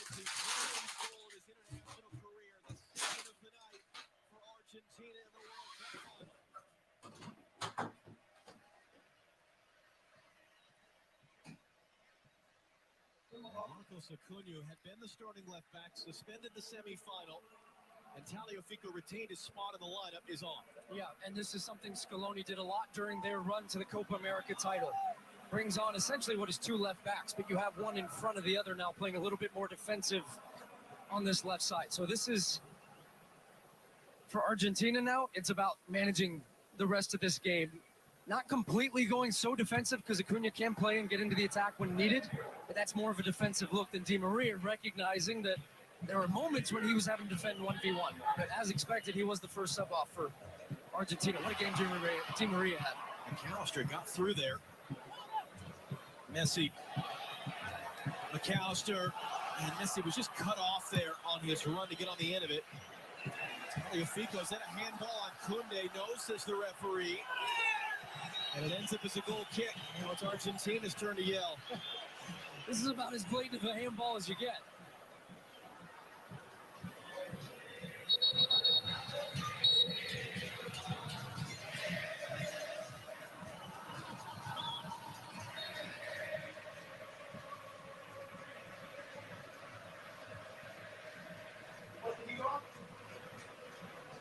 Put it on if you want it all. Kylian Mbappe in France running out of time. Well, body language says a lot. We've seen Kylian Mbappe with the biggest smile ever this entire tournament. All right. Tonight. First minute. He's yet to find away into the game. Actually, Toronto's gone centrally now, so now they've got.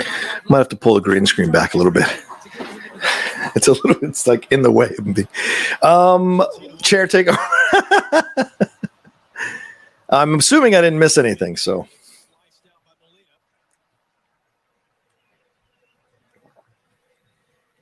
Gene wants to know. What does Gene want to know? Gene wants to know. Probably a dumb question. Oh, almost. God damn, man. They just can't. Oh, nice. Oh, almost. This is the aggressiveness that they need to show if they're going to have a chance to get back in this game. They've got to show this kind of aggressiveness if they really want to get back in. Probably a dumb question. Do you get a World Cup ring or is that just American sports? No, you don't get a World Cup ring. But you do get a medal. That's what you get, a medal. But I don't think you get a World Cup. I don't think I've ever heard of anybody getting a World Cup ring. I think that is an American thing.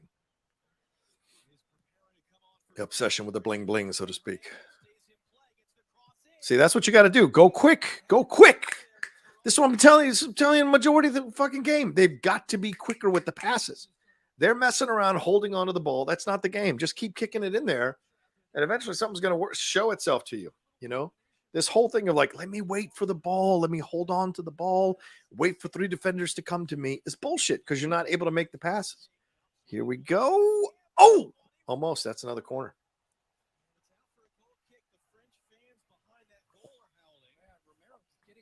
Oh, yeah.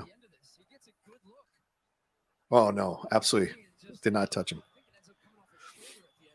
Yeah, it comes off his hand.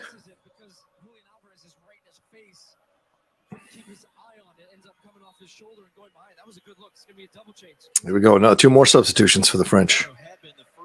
Ooh, they're trying everything, man.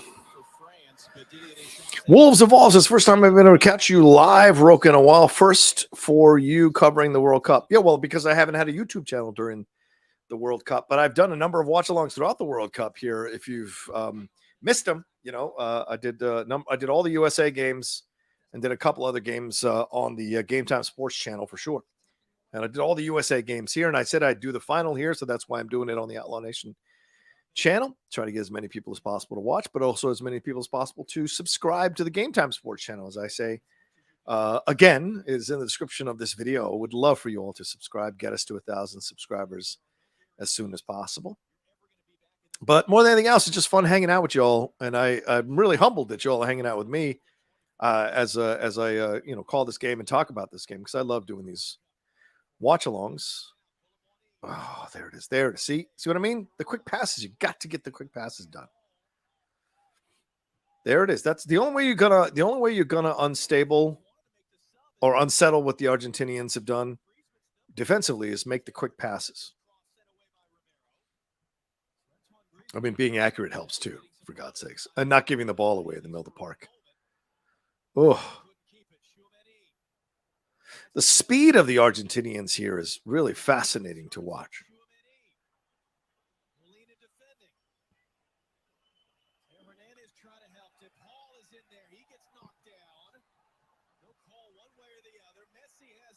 No, Messi has it. There we go. Yeah, he's not fast.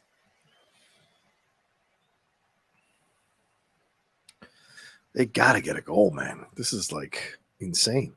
And the French are about to make 2 other substitutions. I think they're only allowed 5 substitutions in the game. You know, normal games are 3, but I think it's 5 at the World Cup in an international competition. I think it's 5 or is it 6? Cheryl says the only thing, and then Rocha has a 10-point list. Well, it's all connected. Everything is a pyramid in my mind. You know that. It's 1 point, but there's 10 points that lead to the 1 point. Is how I work in my mind all the time. Oh, bad shot, brother. Come on, brother. Got to get a better shot than that if you're going to bring your team back. Oh.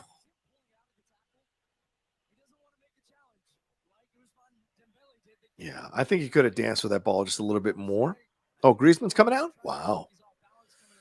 Hernandez coming out as well. Interesting. Who's coming in now? I don't know if this makes your team better. Does this make your team better? I mean, these are younger players you're bringing in, Camavinga and Coman. So, wow. Melissa Burns saying this is sad. Yeah, Melissa, it's kind of a rough go right now. I mean, this has been a pretty methodical and vibrant destruction of the French by the Argentinians. They've done a fantastic job in preparing for this game. You cannot argue this. And they clearly want to win it for Messi, you know, their talisman.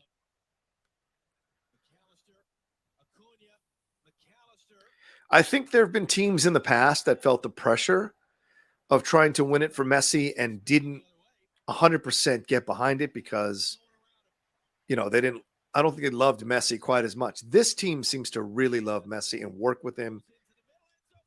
And want him to get it. I think other Argentinian teams have felt a little bit like, well, what the fuck? I should be winning it too. You know, I'm just as good as him, or I matter too, that kind of thing. And you don't sense that from anybody on this team. I don't sense that from this team at all. I sense like they genuinely care about him and want to give him this and help him win this title, you know? So, plus, I mean, there's a source of pride that the greatest player in the world, the greatest player ever, two of the greatest players ever, both came from your country, Maradona and Messi. So there's a sense of pride in that as well. He's not just been a passenger to his first World Cup title. He's been the main man. He is, as it stands, the top scorer. Here we go. 6 goals at this World Cup. Mm. Let that run, but there was no one for it to run on to. Yeah, I tried to do a dummy, but there was no one there.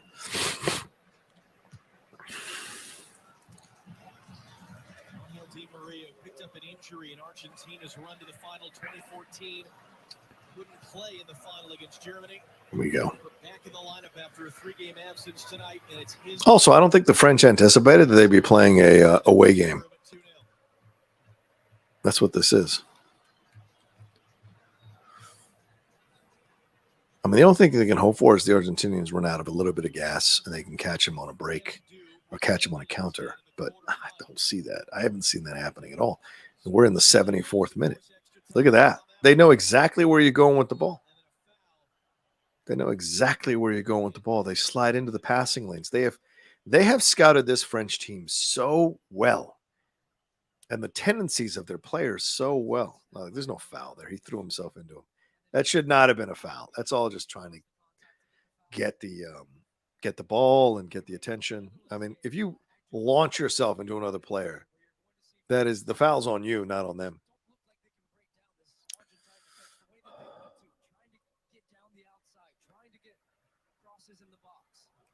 Lord of Darkness says he's shy. Yeah, Lord of Darkness, what did you have? What was your score in your mind? What was your predicted score for the game? Probably 3-0, right, for the French? So, Dim says Argentina's flopped way too much in this tournament. I lost some respect for their soccer play. Not sure they make it this far without the ref calls. Maybe. But look, I mean, this is the game, sadly, for better or worse. You're going to get those flops all over the place. So.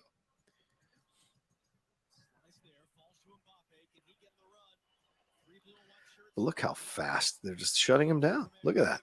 With ease, even. Like, there's not even a sense where they feel like they're just barely getting the ball off Mbappe. It feels like, oh, we know what you're going to do. Uh-oh. Got to cut inside, Alvarez. Yeah.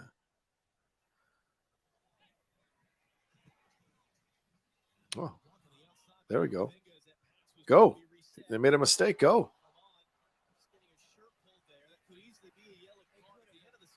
Yeah.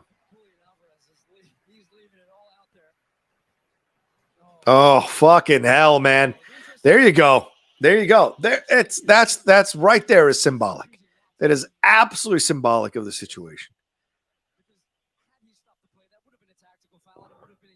What a stupid fucking pass that is. Come on, man. That's what he's arguing. I played advantage, but in one regard, France are punished by playing through and not just falling down. And that's the problem with that type of refereeing decisions. It encourages the player the next time to just flop to the ground. You think the game has been bad, Murder Hunt? I quite disagree with you. I think the game's been fantastic in terms of the fact that you've got a team that has absolutely psychologically and physically owned another team that is as great as France is. And there's a real amount of respect that you have to give to that, I think, in my opinion, because that's not an easy thing to do. So as a football purist, soccer purist, I think this has been fantastic to watch, because you marvel the intelligence of the tactics and the methods. Look at that. They absolutely know exactly where you're going with the ball. They lure you into their trap. They know what pass you're going to make because of the defense they've established. And so they let you, and then you make the pass, and they have a guy waiting right there to take the ball away from you.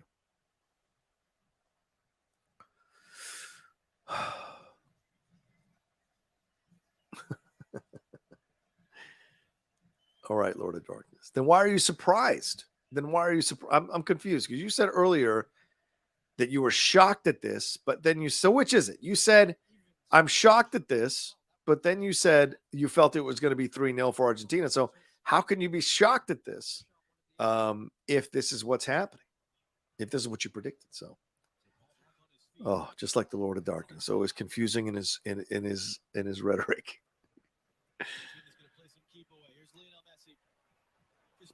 Oh boy! Oh, nice save. Lloris is doing all he can to keep the team somewhat in this thing, to maybe have a chance at nicking a goal here and having a thrilling final few minutes of the game. But dude, this is just a masterclass by the Argentinians.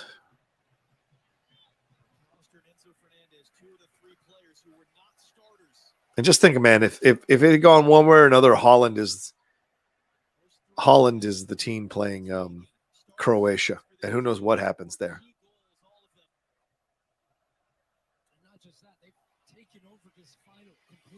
Yeah. Every game is different. He's having one of the best games I've seen him have. All right. That second goal, just so smart, reading the game so well. Mario Kempes, who scored twice as Argentina won the final in 1978.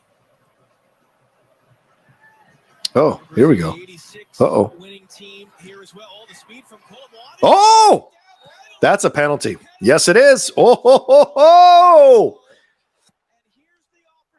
oh, here we go. Here we go. Oh boy. Absolutely a penalty. You can't yank him down. Can't yank him down. Just like the first penalty, he got past him, and look at that. That's absolutely a penalty. Yeah, totally. Absolutely. Yep, not even a question. As soon as you grab him and yank him like that, all he has to do is fall down. The referee's got no problem calling that.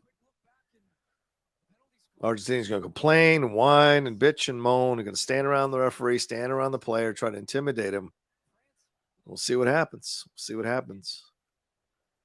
And nobody spoil this for the love of God, because clearly you know that you're ahead of me, so don't spoil this and scream goal in the chat, for fuck's sake. I will block you.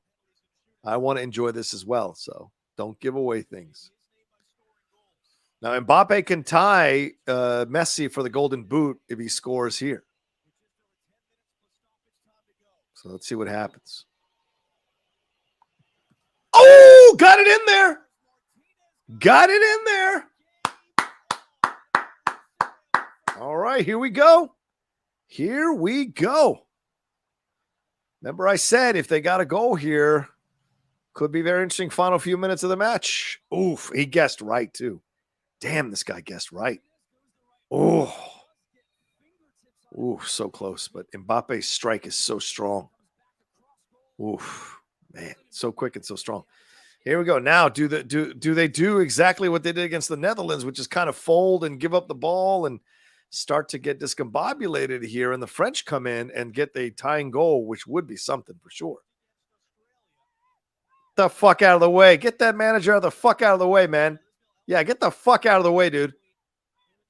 He should not be getting involved in this and getting the ball and stopping the French from getting a throw in. That should be a red card for a manager. Like you gesticulate all you want, get involved all you want verbally, but physically touching the ball, physically impeding the other team from getting to the ball, Fuck that nonsense. That should be a red.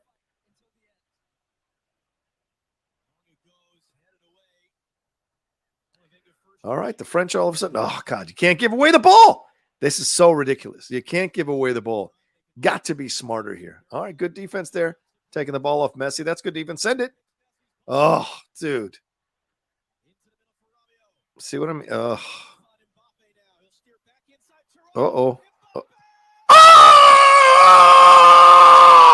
Oh, my God. Oh, my God. Oh, my God. Oh, my God.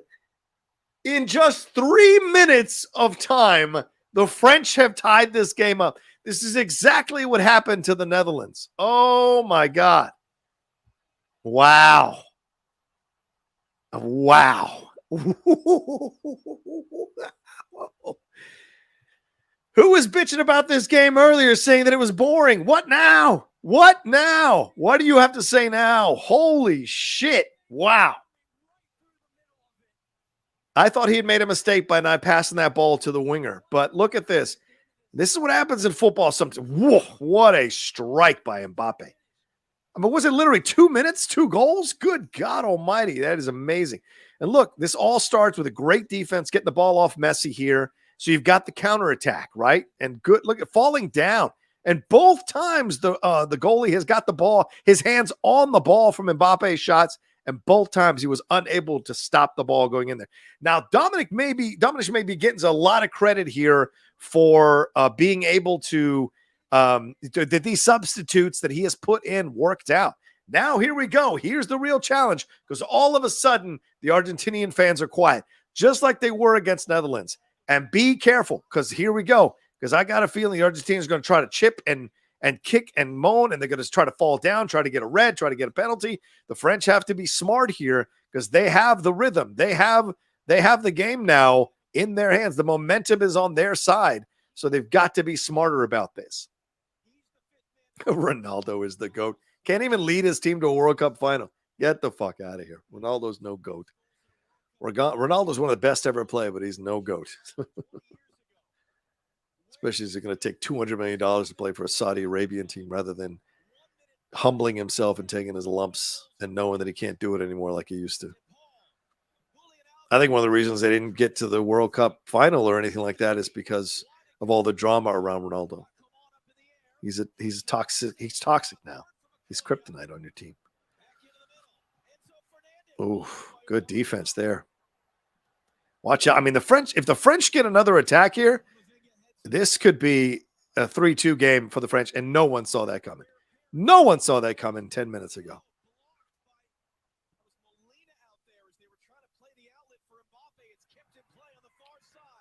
Oh, a little too much. A little too much. This is what you wanted to see the whole game. This kind of excitement happening now over these last couple of minutes. This is what you were hoping to see from both teams. Uh-oh, here we go. Watch out now.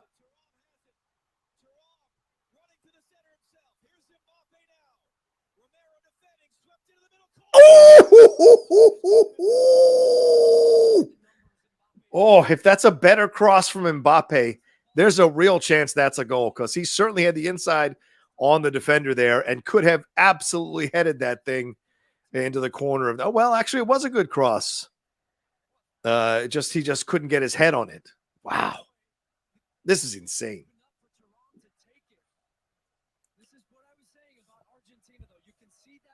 Wow. Got 160 watching right now, I imagine, because it's a game now. So thanks so much for joining his live watch along. Please make sure you hit a like on this video, subscribe to this channel. Also, I'm simulcasting this on our Game Time Sports channel, which we've launched a couple of weeks ago. Would love for you all to subscribe there to get us to 1,000 subscribers, so that we can get close to monetizing the channel. That would be great. But for right now, let's just sit back and enjoy the shit out of this right now. These last few minutes are going to be insane. And if we go to overtime, oh my God. I remember the last time they played each other, it was a 4-3 thrilling contest where the French won by 1 goal at the World Cup in the round of 16 4 years ago. So craziness. Argentina like the Indianapolis Colts over here. Yeah, maybe. Mbappe like KJ Osborne over here.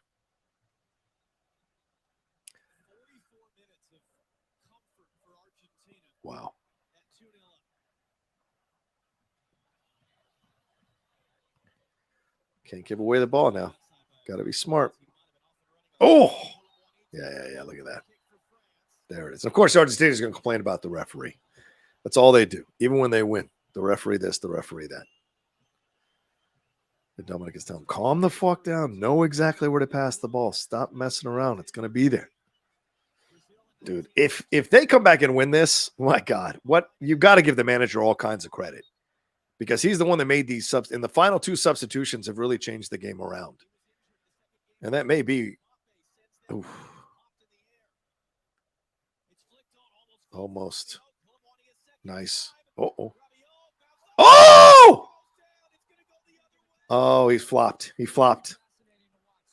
He got him on the flop. Yeah. Unless there's if there's VAR and he got clipped, then it's going to be a penalty. But he was trying to maybe get himself a penalty, and he got the yellow. Is that his dad? Oh, I don't know. Oh no, he got him. He threw his foot in there. Yeah, that's not a penalty. He dragged his foot into the defender. That's a rightful yellow for flopping. So they do give you yellows for flopping. For those of you who are maybe new to the game, you do get a yellow for flopping, but it has to be pretty obvious. And certainly in a critical moment like that, that was not a penalty, man. It was not a penalty. I mean, he gave him a little nudge, but like Thuram dragging his foot across, that's like I'll say another. Yeah, Lilian Thuram. I love the Lilian Thuram.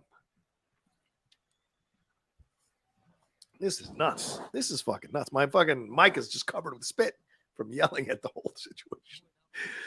So man. 114 of you joining right now. Thanks so much. Yeah, now y'all are awake, huh? This is a tie game. Y'all are showing up, which I appreciate. Thank you very much. Look at that beautiful. It's just on the volley. Just on the fucking volley. Ooh. All right. I love when people try to tell me he's not at the Messi or Ronaldo level. Thuram is already surpassed both of them at this age. He's already surpassed both of them at this age. If he wins a second World Cup, which is all of a sudden now in play, you can't argue that the ascendant. Pele is the next step for me in looking at Thuram. He is absolutely the next Pele if he stays injury free and gets onto a good squad. And I don't mean PSG. He gets onto a good squad and leads them to multiple Champions League titles and obviously domestic titles as well. This is insane. Oof. Yep, Mbappe now has he's a leader for the Golden Boot. That's right. With those two scores. Oh, it was a header up into his back of his head. Oof. Yeah. Wow. Yeah, let's get hit in the back of the head. That's rough. It sucks because he's got to go off the pitch for a little bit until the ref calls him back on. Look at the French fans. All of a sudden showed up. When did they get tickets? All of a sudden they're in the thing. Yeah, Mbappe is the lead. Yeah, I know what I said. Mbappe. Yeah, he's the leader of the Golden Boot.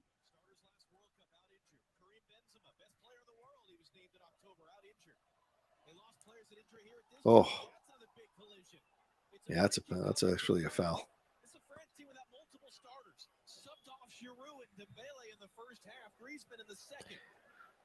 Oh, the French are starting to feel it, man. Watch out now. Oh. They are just finding a way. Mbappe sweeps it along towards Coman. Come on here. Well, this is thrilling. This is some thrilling fucking shit. Oh, come on. Don't give away the ball. 8 minutes of stoppage time. Wow. Whew. I think this is one of those games you take 28 though. It's been phenomenal. Back end to end. Oh. Look at this. Can't give away the ball. You cannot give away the ball. You've got to retain possession. Oh, he was offside when he got the ball. Yeah, he was. I had a feeling. Monoranta says, Pele is the true GOAT. Not sure about that. Pele was a cheat code back in the day. Good with both feet from close and long range. Great hitter.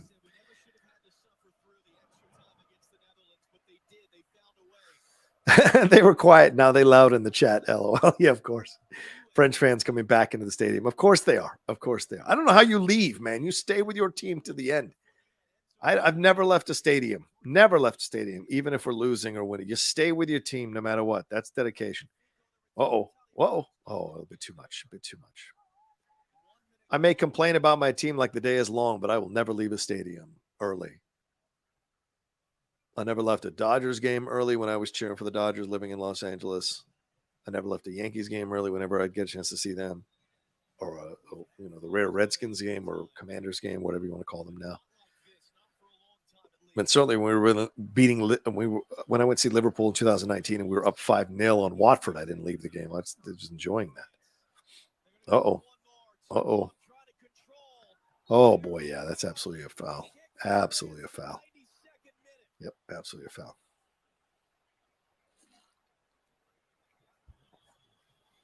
I'm encouraged. I got 117 of you watching right now. I'm going to say this again. Please do not put the results of anything in the chat. I will block you because I want to watch this naturally, and leaving the chat open like this so I can interact with you all. The exchange is to not tell me what's going to happen before it happens, because you all, some of you might be ahead. I'm watching this on YouTube TV, so I'm probably a few seconds behind some of you. I'm also probably ahead of some of you right now. Here we go. Oof, that was a little low. It was a little low. I get what he's trying to do, but it was a little low.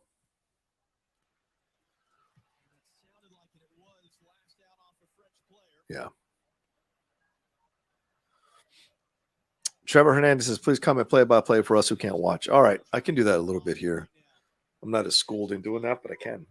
Now, I can't. I'm not probably going to know all the names, to be honest with you, but I'll do what I can. All right, the Argentinians have the ball in the back on their end. They're trying to a little cross-field pass here. Now they've crossed the midway point, but lost the ball here to the French, who are coming down on the wing, coming down to the middle here. Mbappe, ooh, just a bit high. Was that a deflection or was that a bad shot? Wow, look at him move all of a sudden. Come on, man. This is like, oh, yeah, this deflection. It's absolute deflection. Going to be a corner kick for the French here. Into the 94th minute of an 8-minute stoppage time. Mbappe was going for his hat trick. There's a real possibility that would have gone into the net. He was unleashing that thing from just outside the box. Here we go. Corner kick coming in here.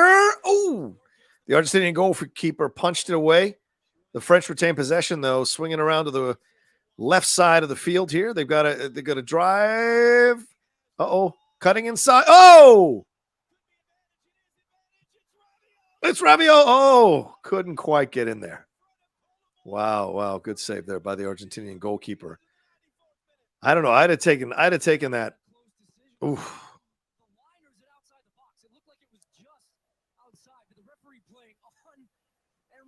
Wow. Okay, here come the Argentinians back down on the wing on the right side. Messi leading the charge here. Good defense there from the French defender to knock the ball out. Messi looks a little pissed. Didn't I tell you guys a few minutes back that Messi was smiling? And when Messi is smiling, that means the Argentinians are getting softer. And sure enough, didn't I say that they might give up 2 goals? And didn't I say that the most indefensible score is the 2-0 score? Oh, what did Giroud do? Why is Giroud getting a yellow? What did he do? Get Giroud, get out of the fucking – stop making yourself part of the fucking match, Giroud. Sit your ass back down. You got substituted. Sit your ass back down. Why are you getting a yellow on the fucking bench, man? Stop fucking around with shit. Jesus, these guys, man. Calm the fuck down. You're not in the game anymore. Calm down and watch it. Support, scream for your teammates, but getting into the referee's face or coming off the bench area to fuck around with the referee is just stupid. Mbappe. Oh! Oh. Mbappe. Oh. What's going on? Oh. Oof. Wow. That was crazy.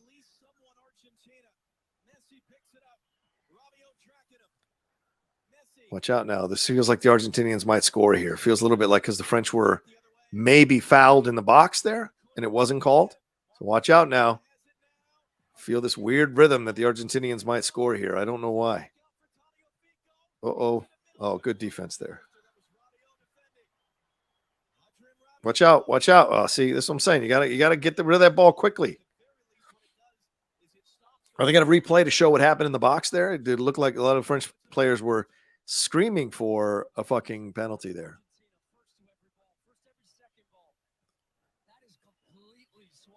Mind-blowing, man, what's happening here. The French are absolutely in control all of a sudden after not having been in control for a majority of the game. Rocha Damas. No, I've just watched enough football to know, man. The 2-0 scoreline, unless it's America playing Mexico, it means nothing. Obviously, 2-0 is a rallying cry for the Americans, but 2-0, and most football soccer fans will tell you 2-0 is the toughest. Oh, what a save by Lloris! Oh my God, what a save by Lloris! That was going to be a goal. Messi had that dead on. Woof. Oh my Lord! Look at that, was the goal to win the game right there. Lloris with an incredible save. Didn't I tell you a few seconds ago I sensed the Argentinians were coming close to scoring? Wow, that almost happened. Whew. Whew. And that is like entering into the last minute of the stoppage time. My God, this is crazy. Look at Lloris is probably broken right now from saving that ball because there was so much speed on that shot. All right, let's see what happens here. I think we're going to overtime, everybody. We're going to overtime, possibly. Unless, oh, come on. Yeah, I think you should have played advantage.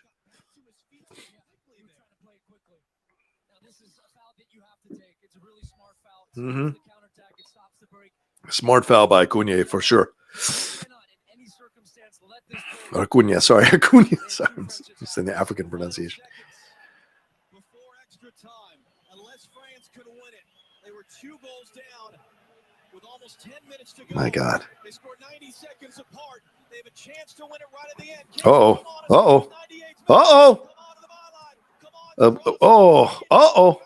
It's banging around. It's banging around. Watch out now. Oh, okay. They're probably going to blow the whistle here in a second. Watch out now. The Argentinians have it on the left side here, trying to find the moment in the middle. Watch out. Oh. There it is. We're going to overtime. Here we go. Wow. Now, here's the danger of going into halftime for the French. The French were on the front foot for the last 15 minutes of the game, and certainly, or 20 minutes of the game if you include stoppage time. So they were clearly in control of this game. Now, does this break kind of unsettle their rhythm a little bit? We shall see. Incredible. All right, I'm right back. I need a Diet Coke, man. I know it's only 9 a.m., but I need a Diet Coke. I'll be right back, and we'll get into this overtime situation in a little bit.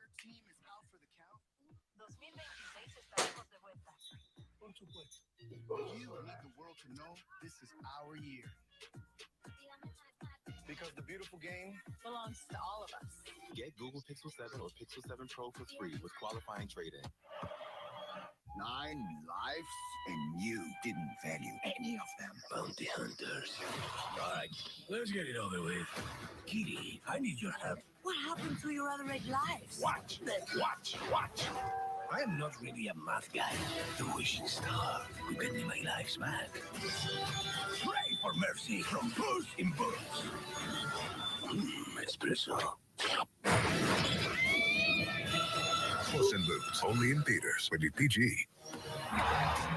BMW iX is electricity in its ultimate form. An elegant trailblazer that's equal parts power and intelligence. With impeccable interior details, a range of up to 324 miles, panoramic moonroof for every shade of luxury. It's 100% electric and 100% BMW.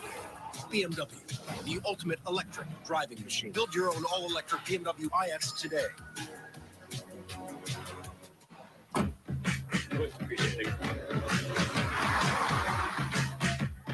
All right.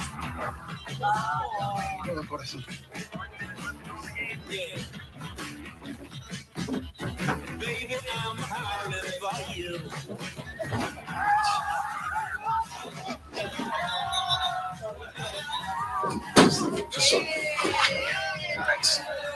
It's a tight office, everybody. It's a tight office to get that green screen to work correctly. Whew. All right. All right, I'm back. I got my Diet Coke. I'm ready to go. The results can be extraordinary. Qatar is committed to that idea, growing its potential as a partner, investor, and innovator, with possibilities that are unlimited and rewards that are priceless. Let the world play and become part of our story. All right.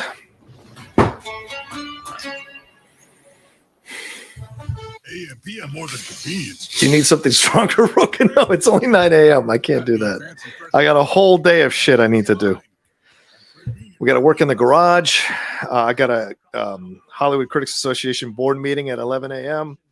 I am super busy today. Plus, the Redskins play the Giants tonight, and I'm thinking I might do a watch along of that as well.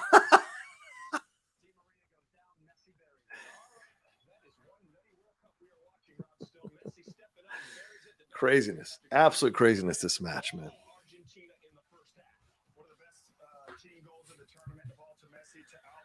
My God. Craziness. Vamos Argentina, says Dario. Of course, Dario. This has been a hell of a match, man. A lot of Argentinian fans were in here earlier. Now there's a lot of French fans have come in, so this is crazy. Lord of Darkness, I think you got it wrong now. 3-0 for Argentina. It's Argentina. It's 2-2 now going into these extra time here. So we shall see. We shall see. Hey Dario, thanks for joining us from Mexico, from Tijuana. I think I can see Tijuana from. Can I see Tijuana from there? I don't know if you can see it from where I live. Mbappe's goal was amazing. Yeah, I agree, Dim. It was. Yeah. You can barely hear the game, but I'm not getting in trouble. So right now they haven't done a strike or anything. It's because you can barely just hear the game. So it's not enough where it's audible. The audio is not too audible. So there we go. Hey Phil, what's going on, Phil? Good to see you, brother. It's Phil, everybody. Phil from Tottenham. Are you watching it from the bathroom, Phil? Are you able to get it? Did your wife let you out of the bathroom to watch this match? Let me know. Oh, Mbappe, right on Argentina, right on Messi. Look at that. Big up, Phil. Big up, Phil. Hello, everybody. Phil from London here. All right, let's go. This is going to be crazy. Now, for those of you who have not watched maybe a World Cup game right now in the knockout rounds, we have 2 periods of extra time. And if nothing is settled by then we go to penalty kicks. Now, I said I didn't want a 0-0 penalty kicks situation. A 2-2 penalty kick situation is a whole nother ballgame, and the tension there is insane. So we shall see what happens. Both of these teams now have clearly come to play. The French woke up thanks to Mbappe, and that penalty just came out of nowhere, and then Mbappe's second goal really came out of nowhere. So we'll see what happens. No, I don't want penalties either, commentating nerd. But if we do get the penalties, the stress and the tension of it all is going to be incredible and super intense to witness for sure.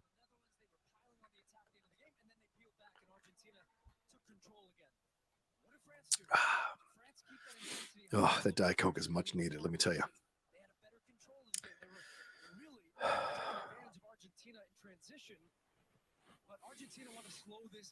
Yeah, at the end there, Mbappe had a shot for his hat trick, and it was an Argentinian defender throwing his knee in there. And then Messi had a chance to win the game with his shot, and Lloris was able to save it with his hand. But I mean, I think the body part, whatever body part he used, it was necessary. See, here's a little gamesmanship from the French who don't want them to kick the ball quickly. And Diet Coke over Coke Zero. No, Coke Zero is too syrupy. I mean, I don't mind it every once in a while, but Diet Coke's my drink of choice when I need it. But I don't mind a Coke Zero. I do buy the Coke Zero bottles. So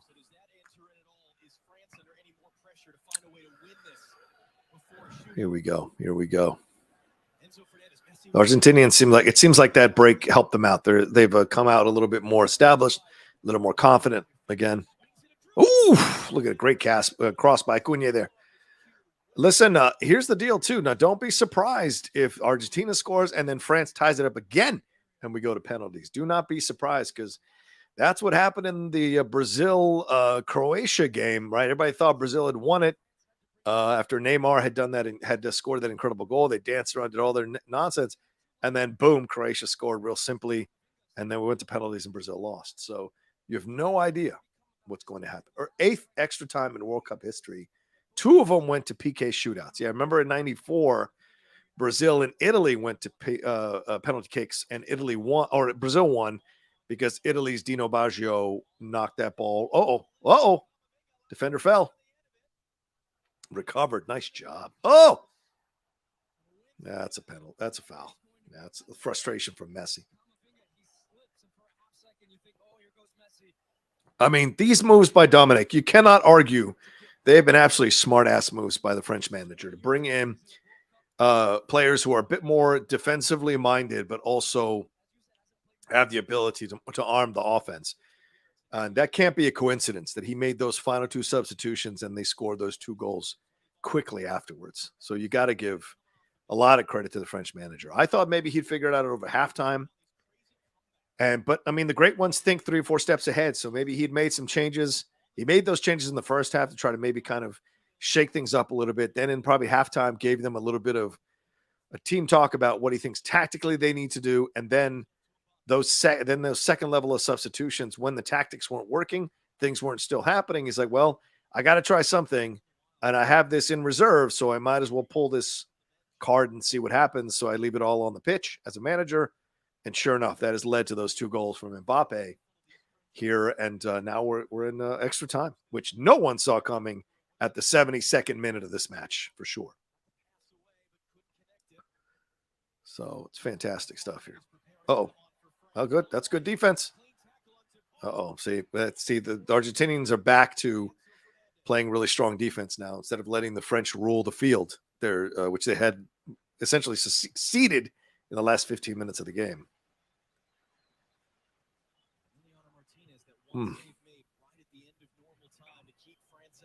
John Myers says, yeah, John, I've been watching since early Collider days. Much success to this channel. Thanks, John. I appreciate that. Yeah, I'm only in my 2nd year of doing the channel. So, the fact that we've gotten to 25,000, I'm proud of that. We could grow more if I was willing to do more, like staying up till 3 a.m. doing reaction videos. But honestly, guys, I don't have that in me. I think I'm more about I think I'm starting working on shorter content for 2023 and doing stuff like that and seeing what happens from that. Rabiot coming out now. Who is coming in for him? Oh, he's got a concussion. Oh, Fofana's coming in. Okay. I like Fofana. Not the most consistent of players, but when he's on it, he's on it. So we'll see what state of mind he's in mentally and physically for this game. But I like Fofana a lot.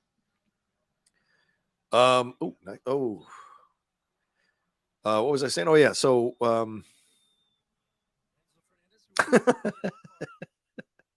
so I've been building, man. So thank you, John. I appreciate it.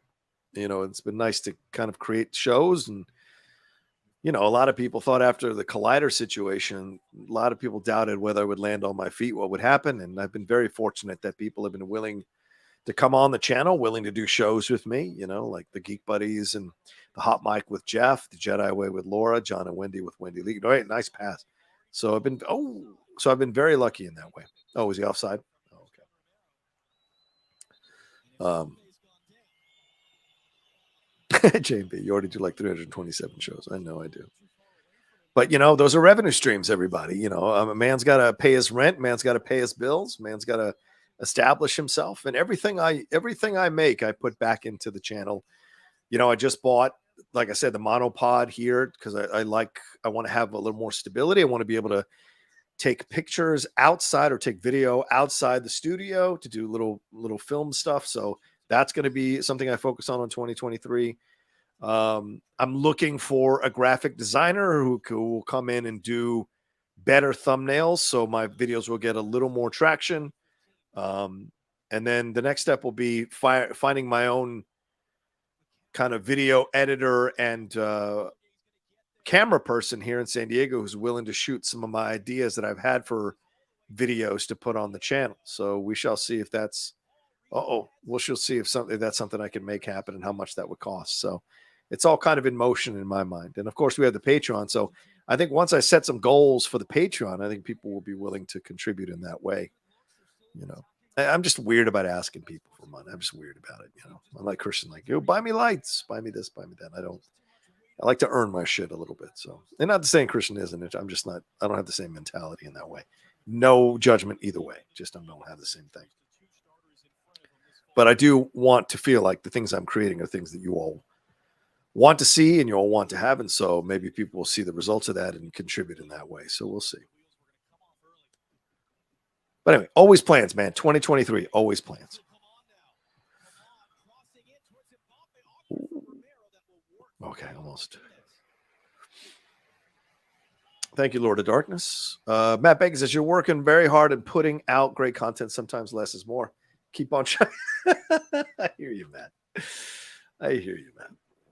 I hear you. Gene Burns says, I like your idea of doing a mental health show next year. Yeah, definitely. I will absolutely be doing that next year. I don't think I'm doing enough to tackle that with my platform. As much as I talk about it, I don't think I'm doing enough. And when Twitch's death has kind of really affected me, combined with the gentleman who played the Green Ranger. I wasn't a Power Ranger fan, never have been, but I obviously knew about them and knew about the actors who've played them, like was it Amy Jo Johnson and stuff. And so I've been aware of them as a nerd, as a geek for quite a while. But I think the suicide of both of them back to back in a few, like with only a couple of weeks separating them, Mbappe has kind of woke me up a little bit. Like I'm not doing enough to help people with that.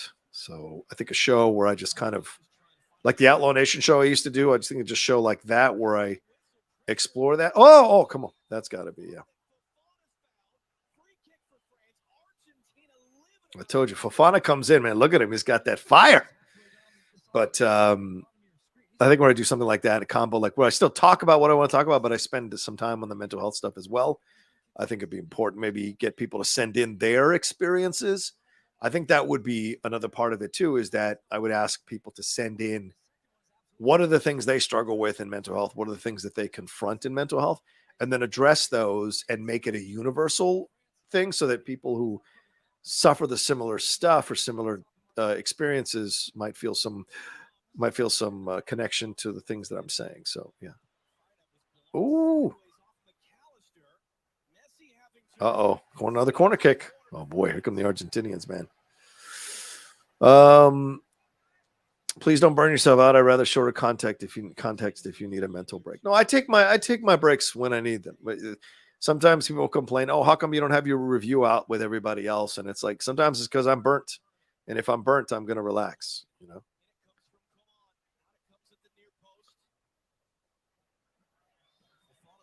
Fofana.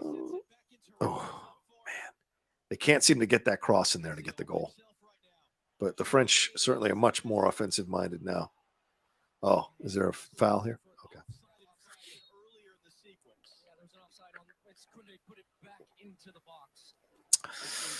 Chat, what was he talking about? I hear the feeling the Peens have great editors. Yeah, no, I love the watch-alongs too, and I think that's going to be part of some new stuff in 2023 as well. I want to figure out how to do the movie watch-alongs because I see how Grace Randolph does them, and I'm like, God, I got to do that. Like she is able to put a time code down on there, and I need to learn how to be able to do time codes.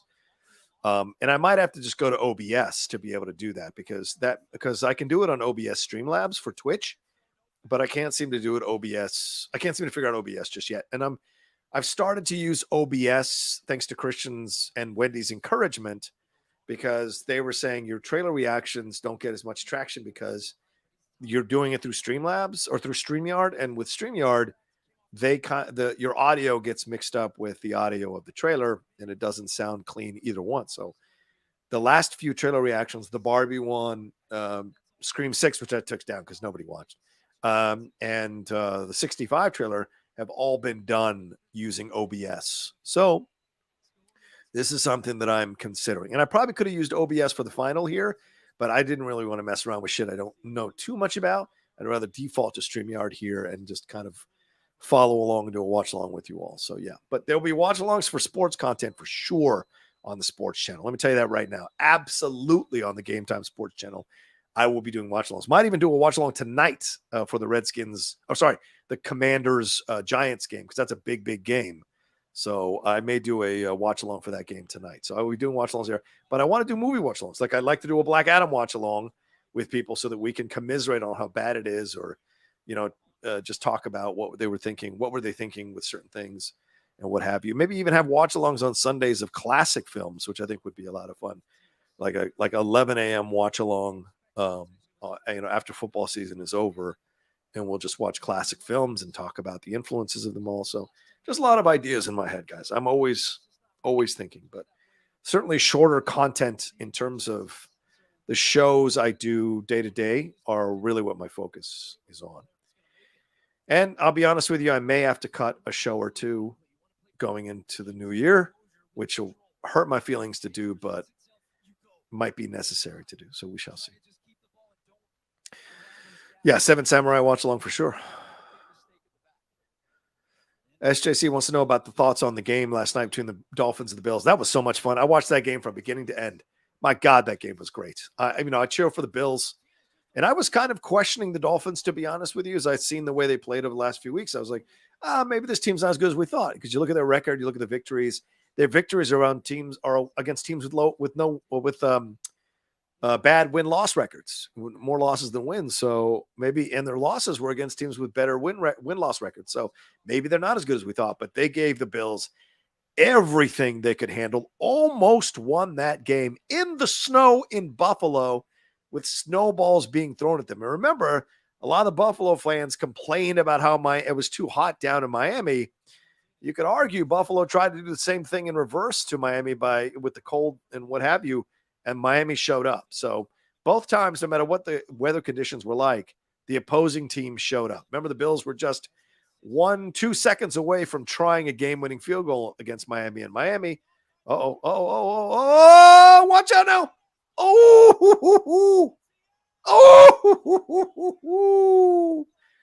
Oh, man. This is the game we wanted to see the whole game in the actual regular time. Great defense by the French. Way to throw themselves in the path of these shots. Look at that. Great defense there. And look at this. Look at his skip volley. That was going towards the goal. Lloris probably had it, but you never know. So good stuff here. But the Dolphins, Western watch-alongs as well. That was definitely, Aaron. Although, I'll be honest with you guys, I might be changing the name of the channel going into the new year. And I would love any suggestions you all have. And I'm going to put this out on Twitter tomorrow, because I'm looking at changing the name of the channel to something more entertainment-based. And the Outlaw Nation has been fun, but the Schmodown is over. And, and as much as the Outlaw is a great name, I think you guys can understand. Those of you who know me know I'm the Outlaw, so you don't have to be convinced to be part of my channel, but to grow the scope of the channel. Just missed. Oh, is it offside? Oh, no, I think he was onside. Absolutely onside. Oh, he's saying he thinks it was a deflection for a corner. Oh, that's absolutely a deflection. That is absolutely a deflection. So that should have been a corner kick. All right, end of the first period. Oh, my God. I feel like we're going to corner kick or goal kicks or penalty kicks. Jesus Christ. Anyway, what was I saying? I don't know what I was saying. I was saying something. I can't remember what I was saying. Look at him. He's like, what are you doing? You know what you're doing, bossy. Je sens. I love Deschamps.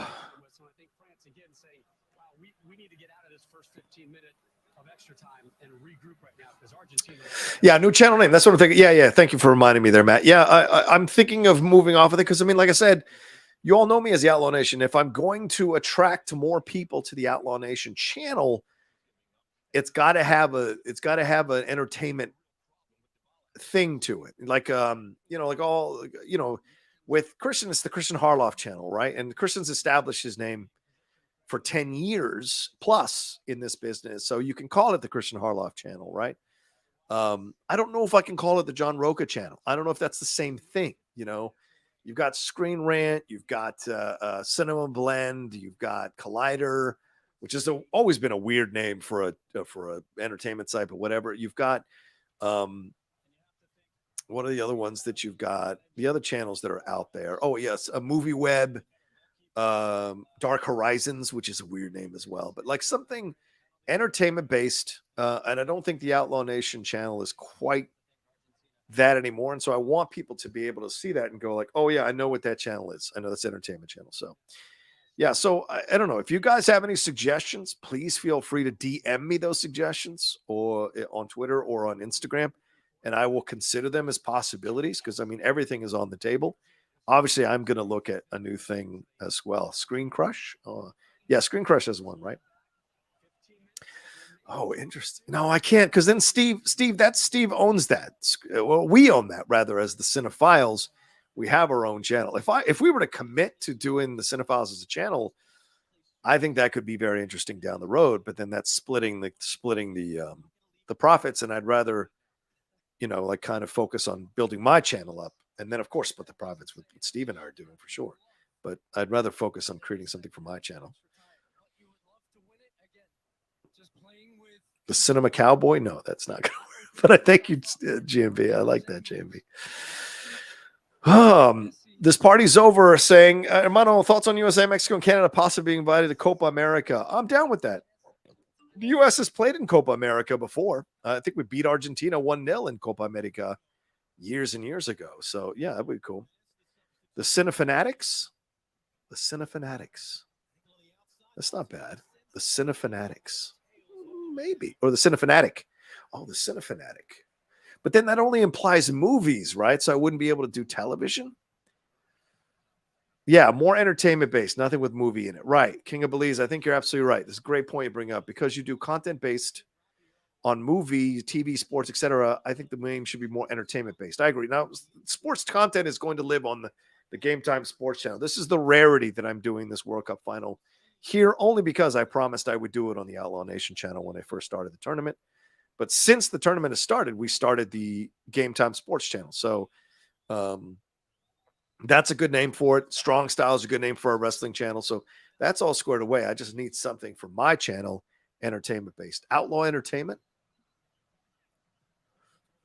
Okay. Outlaw Entertainment channel.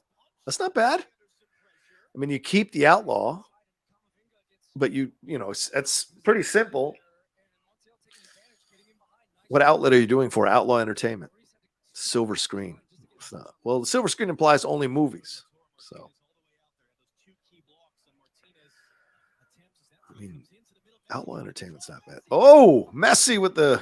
Oh, no. Come on now. Trying to get himself a penalty. Come on now. Oh, nice shot there by Messi. Almost deceptive. Entertainment. The John Rocha Entertainment. JRE.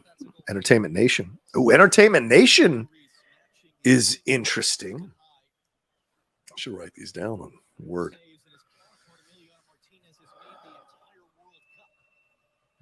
Let me see here.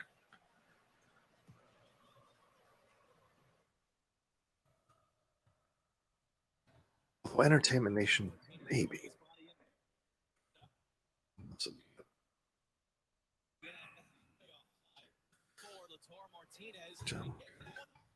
Oh! Oh! Oh! Did I cross the line? It crossed the line. It's a goal. Wow. Wow. Wow. That may be it, y'all. That may be it. Let's take a look. Was it offside?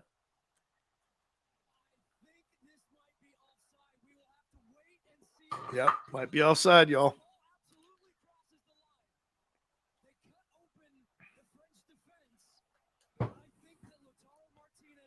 Let's take a look.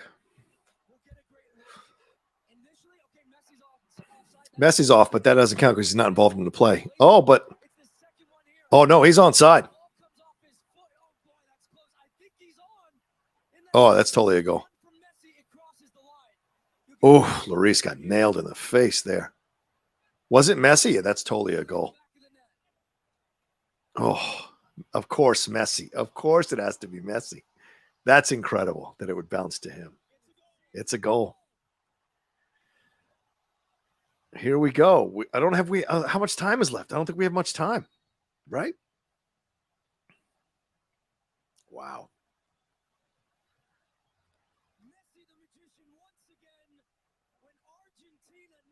Wow.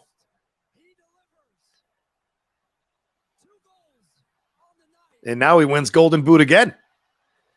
If they take this final, he wins Golden Boot again, and you can't argue MVP. Yeah, 10 minutes left here. That's right, 10 minutes left. So plus stoppage time. So yeah, 120. You play the first 15, the second 15. So we got 10 minutes left in this game. Craziness. The Outlaw Full Media Conglomerate. Yes, there we go. Oh, here we go. Look at the tears. Look at the tears. Remember what I said earlier, that just because, and I said Argentina might score first and everyone's going to think this is over, and then France might nick a goal near the end to send this to penalties. It's possible, because that's what happened with Brazil and Croatia. Remember, everybody celebrated, everybody danced around when Neymar scored, and then Croatia just simply scored, and like a few minutes later. So it's very possible that the French will have themselves a shot here. Yeah, he's absolutely onside. He's absolutely onside. But look how close. I mean, like, if his arm or shoulder had been just ahead, it would not have counted. It would not have counted. So be careful now.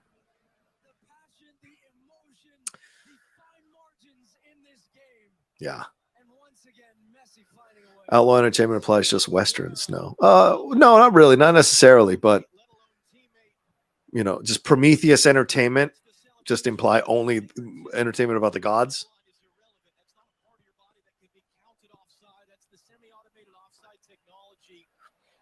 But yeah, it's a valid concern you throw in there all in the game. I'm not poo-pooing it. Uh-oh. Watch out now. Oh.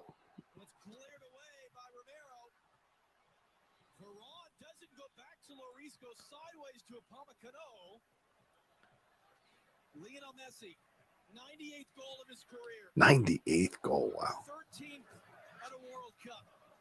7th at Here we go. World Cup. 2nd of the night. Watch out now. Giving him the last thing on his resume that he's not earned throughout his career. John, are you going to watch the 1923 premiere tonight? Yes.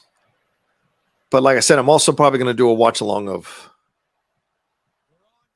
the Giants Commanders game. So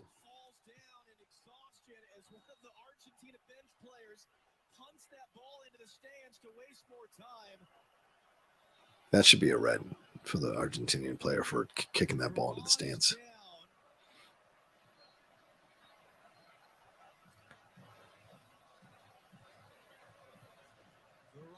Varane's coming in. Oh, Kanate's coming in.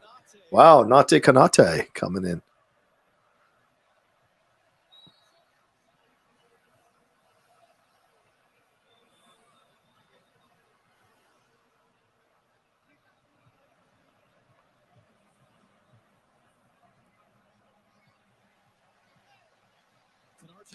They need to kick these Argentinian players off the fucking sideline who are kicking the ball into the stands to waste time. Where's the ref not handing out yellows or reds at these guys, for God's sakes, for doing that shit? That should not be happening. They should not be involving themselves in the game. That's ridiculous.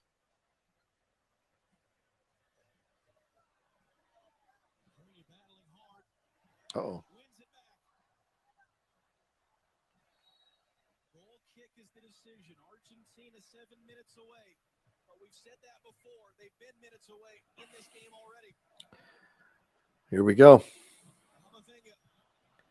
wants it play long for him to chase. Pass a second Argentine play. Oh! That's got to be it. That's absolutely got to be it. Might be even a red. Yeah, Argentina's going to play dirty now. couple of defenders there, comes inside and just look. This is what Argentina did when they conceded the goal the last time. Yeah. Lost their concentration. They lose their cool. They get so obsessed. In the moment. Get the fuck out of there, man. You're giving away a free kick and an opportunity. Mbappe right now, away from the screen, is going to the French fans, trying to get them going. Oh, of course, it's but it is. Of course. Messi struck first. Mbappe answered. Mbappe went again. Then Messi came again. Does Mbappe? Oh boy, man! If the French score here right at the end, whew, craziness. Just clips it in, bodies flying, and then Acuna wins the header. Right, it comes to Kunde. Oh, bad pass, man. Able to recover it. Kunde lifts it up. Fico battling Oh, out there. Konate, the center back. Konate. Yeah, Konate get himself a corner. Konate, Liverpool player. Oh my God! If Konate scored here, I'd lose my shit. I'd lose my shit. Come on, Konate. Naughty Konate. Television commentators from Argentina. Argentina will make a change. They're going to bring Alexis McAllister off. Now, normally you wouldn't sub defending a corner, but they will do so now. Wow, McAllister coming off. He's going to take his time to waste more time, of course. He's not going to run out. Sort of the cleanup man added in when they needed to hold on to a lead at this tournament. This is how finals go, y'all, man. It is gritty. It is dirty. It is controversial. It is, totally frustrating if you're on the other side, and gratifying if you're on the winning side. So this is the game. Here we go. Oof. Uh-oh. Oh, that's a hand. Penalty! What did I tell you? I told you, just because they scored and they're celebrating, it doesn't mean that a goal can't happen. Sure enough. Oh, totally. Arm away from his body. That's absolutely a penalty. That is 100% a penalty, man. And they're going to try to intimidate him. They're going to try to do all this kind of shit. Get the fuck out of here. You know what you did. Gonzalo. Wow. I told you, man. Just because they were celebrating does not mean that the game was over. The Brazilians did the same fucking thing, and you turn off for a few minutes, and I'm telling you can't turn off against a great team like France or a great team like Croatia, which has gone to a number of these finals or semifinals here in the World Cup. So we shall see. And this now, once again, this is Mbappe, A, for a hat trick, and B, for the Golden Boot, possibly. And if he gets it in there, maybe even if they win the World Cup, for most valuable player of the tournament. Okay, don't tell me what happens. In fact, I might turn off the chat here because I don't want to see what happens. Or I might. Anyway, all right.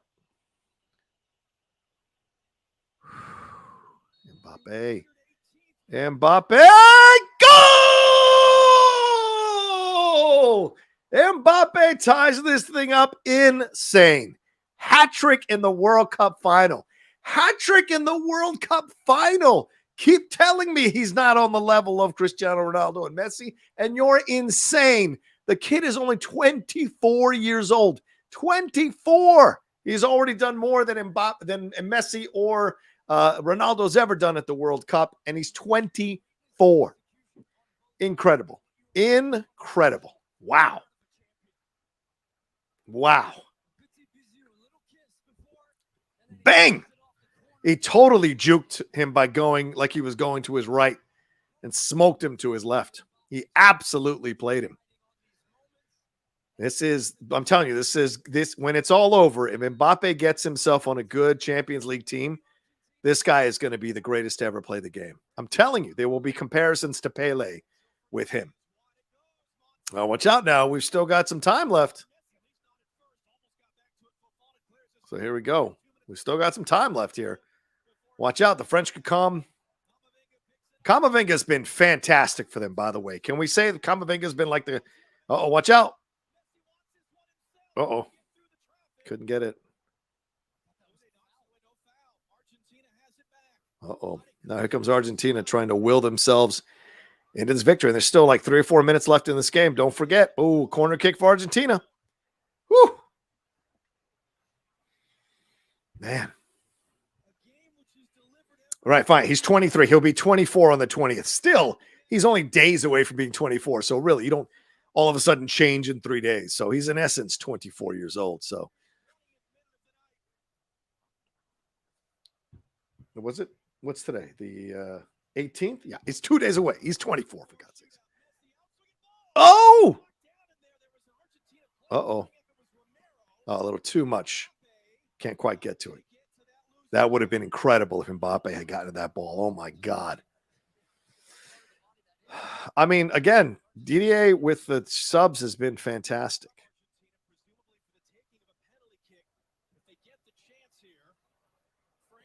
Watch out now. That's the thing.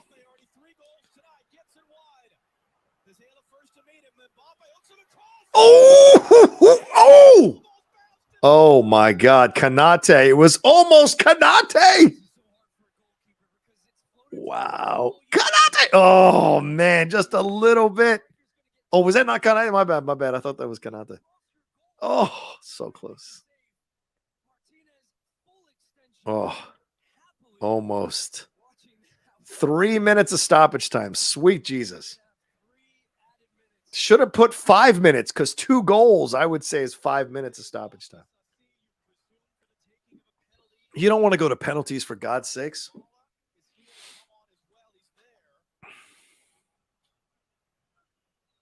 Oh, Haaland. Yeah, Haaland, absolutely. I'm not going to deny that all in the game. Haaland is a goddamn manhunter. He's a manhunter.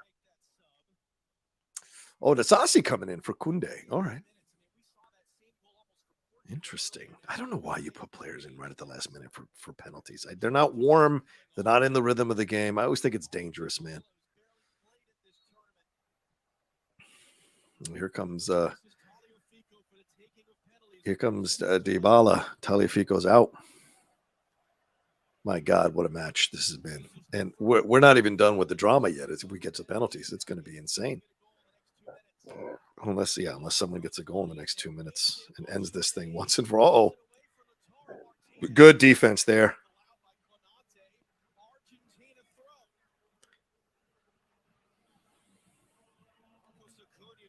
Here we go. Less than 2 minutes left in this game. Good God almighty.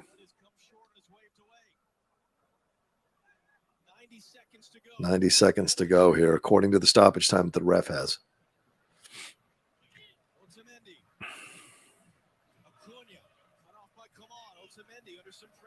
Uh-oh. Watch out now. Watch out now. Almost gave it up. Almost gave it up. Almost. Looks like they're playing for the penalties. Oh, but got the pass. Oh. Oh. Uh-oh. Uh-oh. Oh, no. Oh, my God. That was offside. I was going to say, man, that was kind of crazy. I thought there was offside, so. Yeah, totally offside. Well, we're going to penalty pick, Wolves. We're going to penalty kicks. Unless France pulls off some miracle through Mbappe, we are absolutely going to penalty kicks.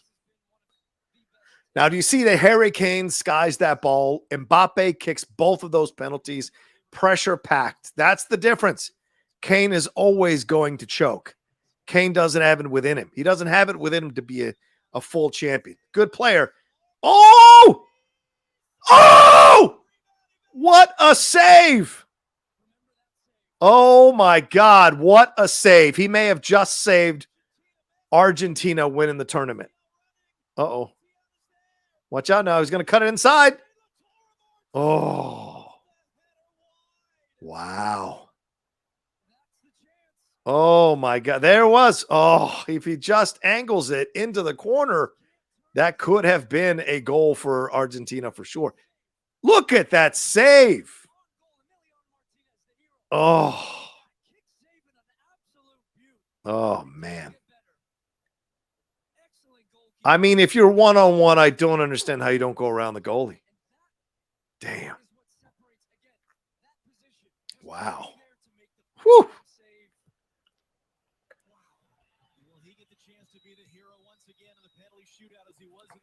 Oh. Watch out now. There might be a chance coming for France before the end. Chouameni trying to get Mbappe on the run. Romero defending. Mbappe's there. Still we play. Wow.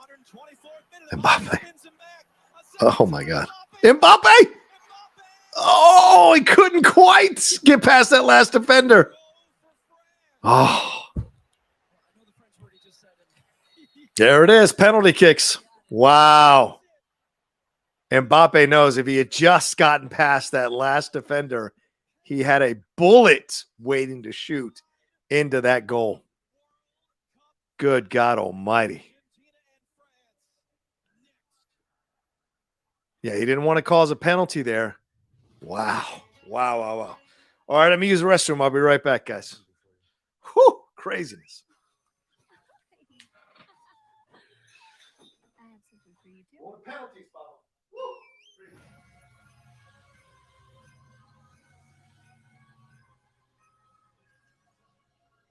It's the holidays. Get 2.9% APR and no monthly payments for 90 days on turbo high-output engine Sierra light-duty models. Plus, current eligible GMC owners get $2,500 purchase allowance. 'Tis the season to switch to Verizon. It's your last chance to get our best deal of the year. Tis? Tis. They'll give you the new iPhone 14 Pro. Amazing phone. This holiday season, Verizon gives you the new iPhone 14 Pro that's in stock now. Plus an Apple gift like Apple Watch SE, iPad, and Beats Fit Pro, all on us. That's a value of up to $1,900. Wow! Act now. It's our best deal of the year, but it ends soon. Visit Verizon today.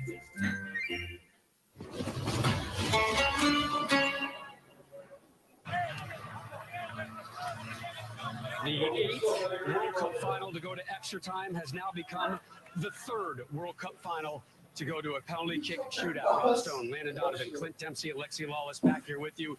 It had to be Messi. And then it had to be Mbappe. All right. All right. You know what?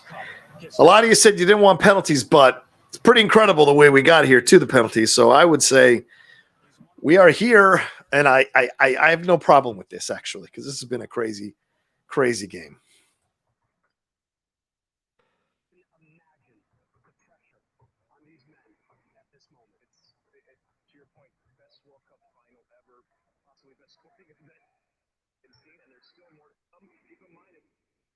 This is not a crapshoot. This is not a coin toss. It requires skill. It Yeah. requires obviously mental. This is going to be insane. This is going to be insane, everybody. I haven't seen any Streamlabs. Oh, shit. I guess I've gotten a few of these who've come through. Sorry about that. I'm too Flat Cam says, I appreciate the coverage, Rocha, and don't have much to say on this match anymore. I was wondering if you were going to get that Harry Potter game next year. A lot of my friends say they're boycotting due to J.K. Rowling. Her last tweet was pretty disappointing. Yeah, I know. Happy Turfmas was a really dick move by her. No, I don't know if I'll get it. We'll see what happens. I am too Fly Cam, but I appreciate this. But we'll see. Depends if the Geek Buddies want to get it. Maybe we'll play it. That could be a fun video for us. But yeah, and sadly, everything has to go through that situation. And with that understanding of J.K. Rowling being involved.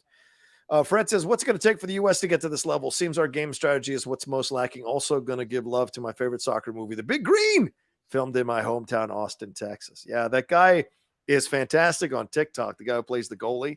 He's a very funny actor as a child actor. He's fantastic on TikTok. If you haven't seen him, he is hilarious.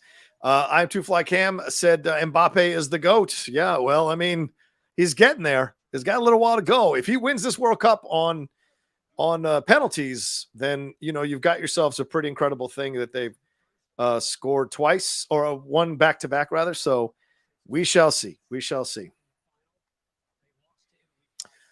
No whiskey now. No. As I said, still too much to do. And this is going to be a crazy penalties for sure. 125. Yeah, thanks so much for joining me. Appreciate it. Please make sure you hit a like on this video. And if nothing else, subscribe to the channel down below as well. And leave a comment if you're going to watch this later. Also, I'm doing a simulcast on the Game Time Sports channel because I'm trying to get to 1,000 subscribers there. I'll be doing a watch along later, probably of the Commanders Giants game later on tonight. So look for that as well. But so I would love for you all to give it a like and subscribe. Sorry, you subscribe to the channel, and you can find the link in the description of this video. So that would be great. In fact, I'm going to actually pin it now because I can't imagine you guys would send any more super chats because we're near the end here, or Streamlabs rather. So I'll just pin it in the chat here for you all. Let me see if I can find it. Here we go. So I would love it if you guys could subscribe to the channel as well. But Mbappe starting out is real interesting. Oh, he got it in there. Woo. 3 straight penalties. Mbappe has gotten in there. So pretty incredible stuff by a guy who a lot of people are still kind of doubting, which is hilarious to me. So yeah, replace the pinned message. So there we go. There it is. There's the address. If you guys could subscribe, I would really appreciate it. Get us to 1,000 subscribers as soon as possible. We'll be doing a lot of sports content as the year goes along in 2023 as well. But still, there's still 2 or 3 weeks left in this year with some NFL games and some playoff implications as well. Here we go with Messi to start things off. Okay, nobody ruin it in the chat. Nobody ruin it in the chat. Let this play out, for God's sakes. That's the agreement you're entering to with me by watching this with me. Oh, so close. So close. Oh, so close. Oh. Yeah. Yeah. 2 smart penalty takers, understanding the psychology. Yeah, no spoilers in the chat, everybody. Please, I will block you if you spoil. Oh, here we go. Now it depends. Now, both the star players have handled their business, so neither one of them can be faulted for what happens. Everything that happens after here is up to the other players. Oh, you knew it. This guy is so good at penalty blocking. This guy is so good. He has been the star of Argentina. You could argue behind Messi, he has been the biggest star for Argentina. Look at that. He's just so good. He's just so good.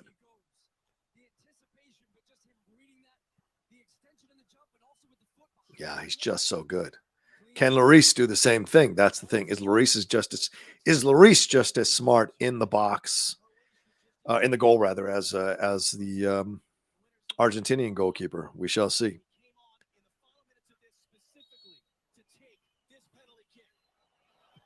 Oh, almost went down the middle. Now, if the French miss here, this game is over, in my opinion. No matter what happens, this game is over. Because I mean, a 3-1 advantage for the a potential 3-1 advantage for the Argentinians is too much to overcome. Oh, okay. Matt, right now it's 2-1 Argentina, and the French are stepping up now to try to score here and at least even it up for now and give Lloris a chance to block one of these kicks and make it level. I don't understand. To me, you got to shoot postage stamp penalties. You got to put them in the top corner. That's the kind of thing I have in my mind. So here we go.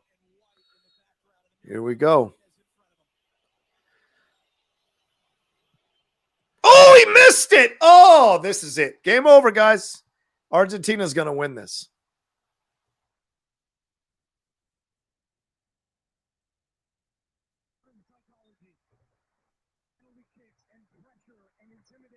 Yep, this is done.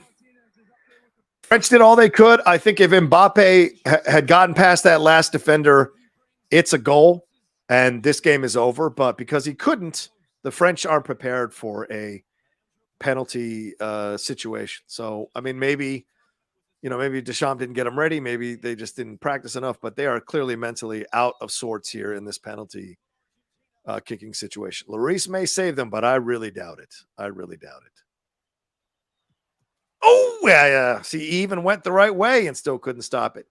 So here we go. So this is it. If the French don't score here, it's over. The Argentinians have won the World Cup. Messi has his World Cup. Messi is the golden boot. Oh, Messi might get the golden boot, and Lloris is but it's not his fault. I mean, like, this is a tough situation. So Argentina is going to win this one, I imagine, right here.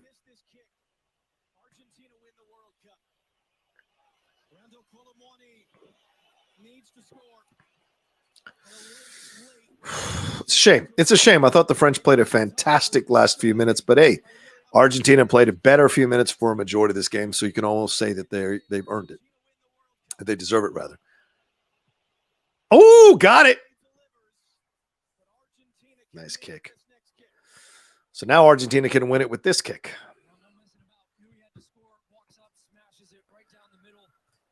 Oh, that's what I'm saying. This guy loves to dive to the ground. I would focus on kicking to the top corner. I don't understand why they're trying to do these soft shots to the bottom. This guy always loves diving to the ground, so I don't understand how you don't kick it to the top corners. Maybe you're afraid to sky it. Maybe you're afraid to, placement and whatever, but I think it's important. All right, let's see what happens here.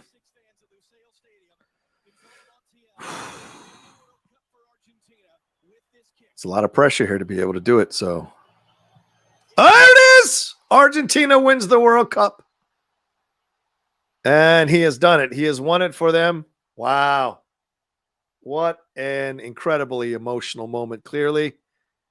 I mean, this is Messi's World Cup, but that was the winning kick to win the World Cup. So there it is. All in the game says, I hope the black French players don't get racist abuse like the black English players did at the Euros. Yeah, I agree. I hope they don't either. But, I mean, 2 black players scored for them and 2 black players missed. So it's a balance. So you can't say, I don't think if you're doing racist abuse, that's a stupid thing. Absolutely stupid. So I knew they went to penalties. This guy has proven to be a fantastic goalkeeper for the Argentinians. So I was not surprised to see him take care of business in this situation. And, the French players can feel down for sure, but they played a hell of a game after Argentina had controlled most of the game to even get it to penalties. So I think there's, as much as they may want to, be mad at themselves or whatever, or feel bad about the situation, I also think they did an incredible job getting to this point. So, there's just so much you can do against this Argentinian team, against Emiliano Martinez. He's just been a fantastic goalkeeper the whole time, the whole tournament. And you know what's crazy? He plays for fucking Aston Villa.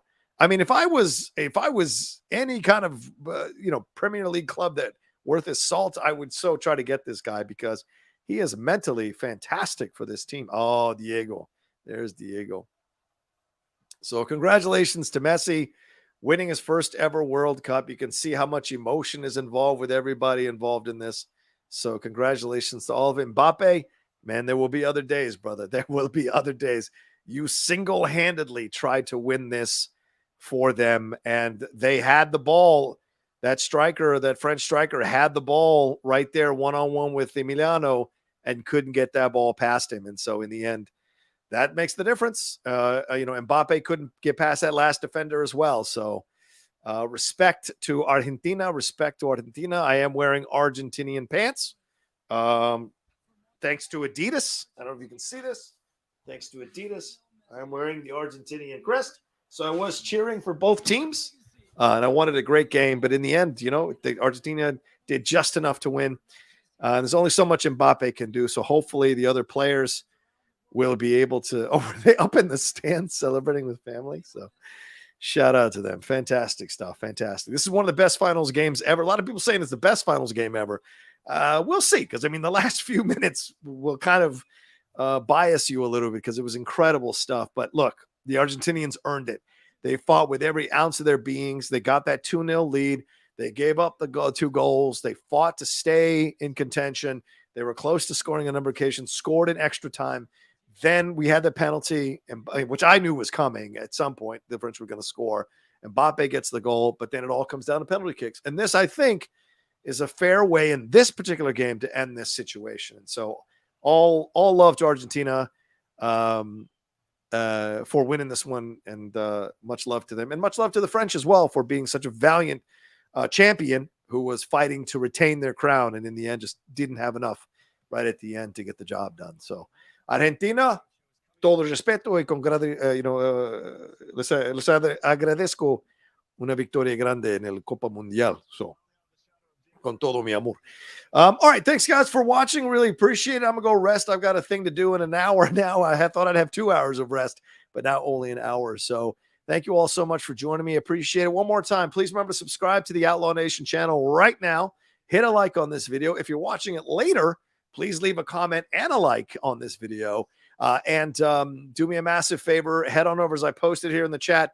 Please head on over to the Game Time Sports channel and subscribe to that as well. I will be doing a watch along later of the Giants Commanders game. I would appreciate that. You guys are awesome. Thanks for the Streamlabs and the Super Chats. And I will talk to you guys next time with another brand new video, another brand new watch along, or another brand new whatever, a review or trailer reaction here on the Outlaw Nation channel, and another brand new show on the Game Time Sports channel as well. All right, much love to you guys. Take care of yourselves. Be well. You're the best, and I'll talk to you next time with another brand new show here on the channel. Peace. Outro now. Where is it? There it is. There it is.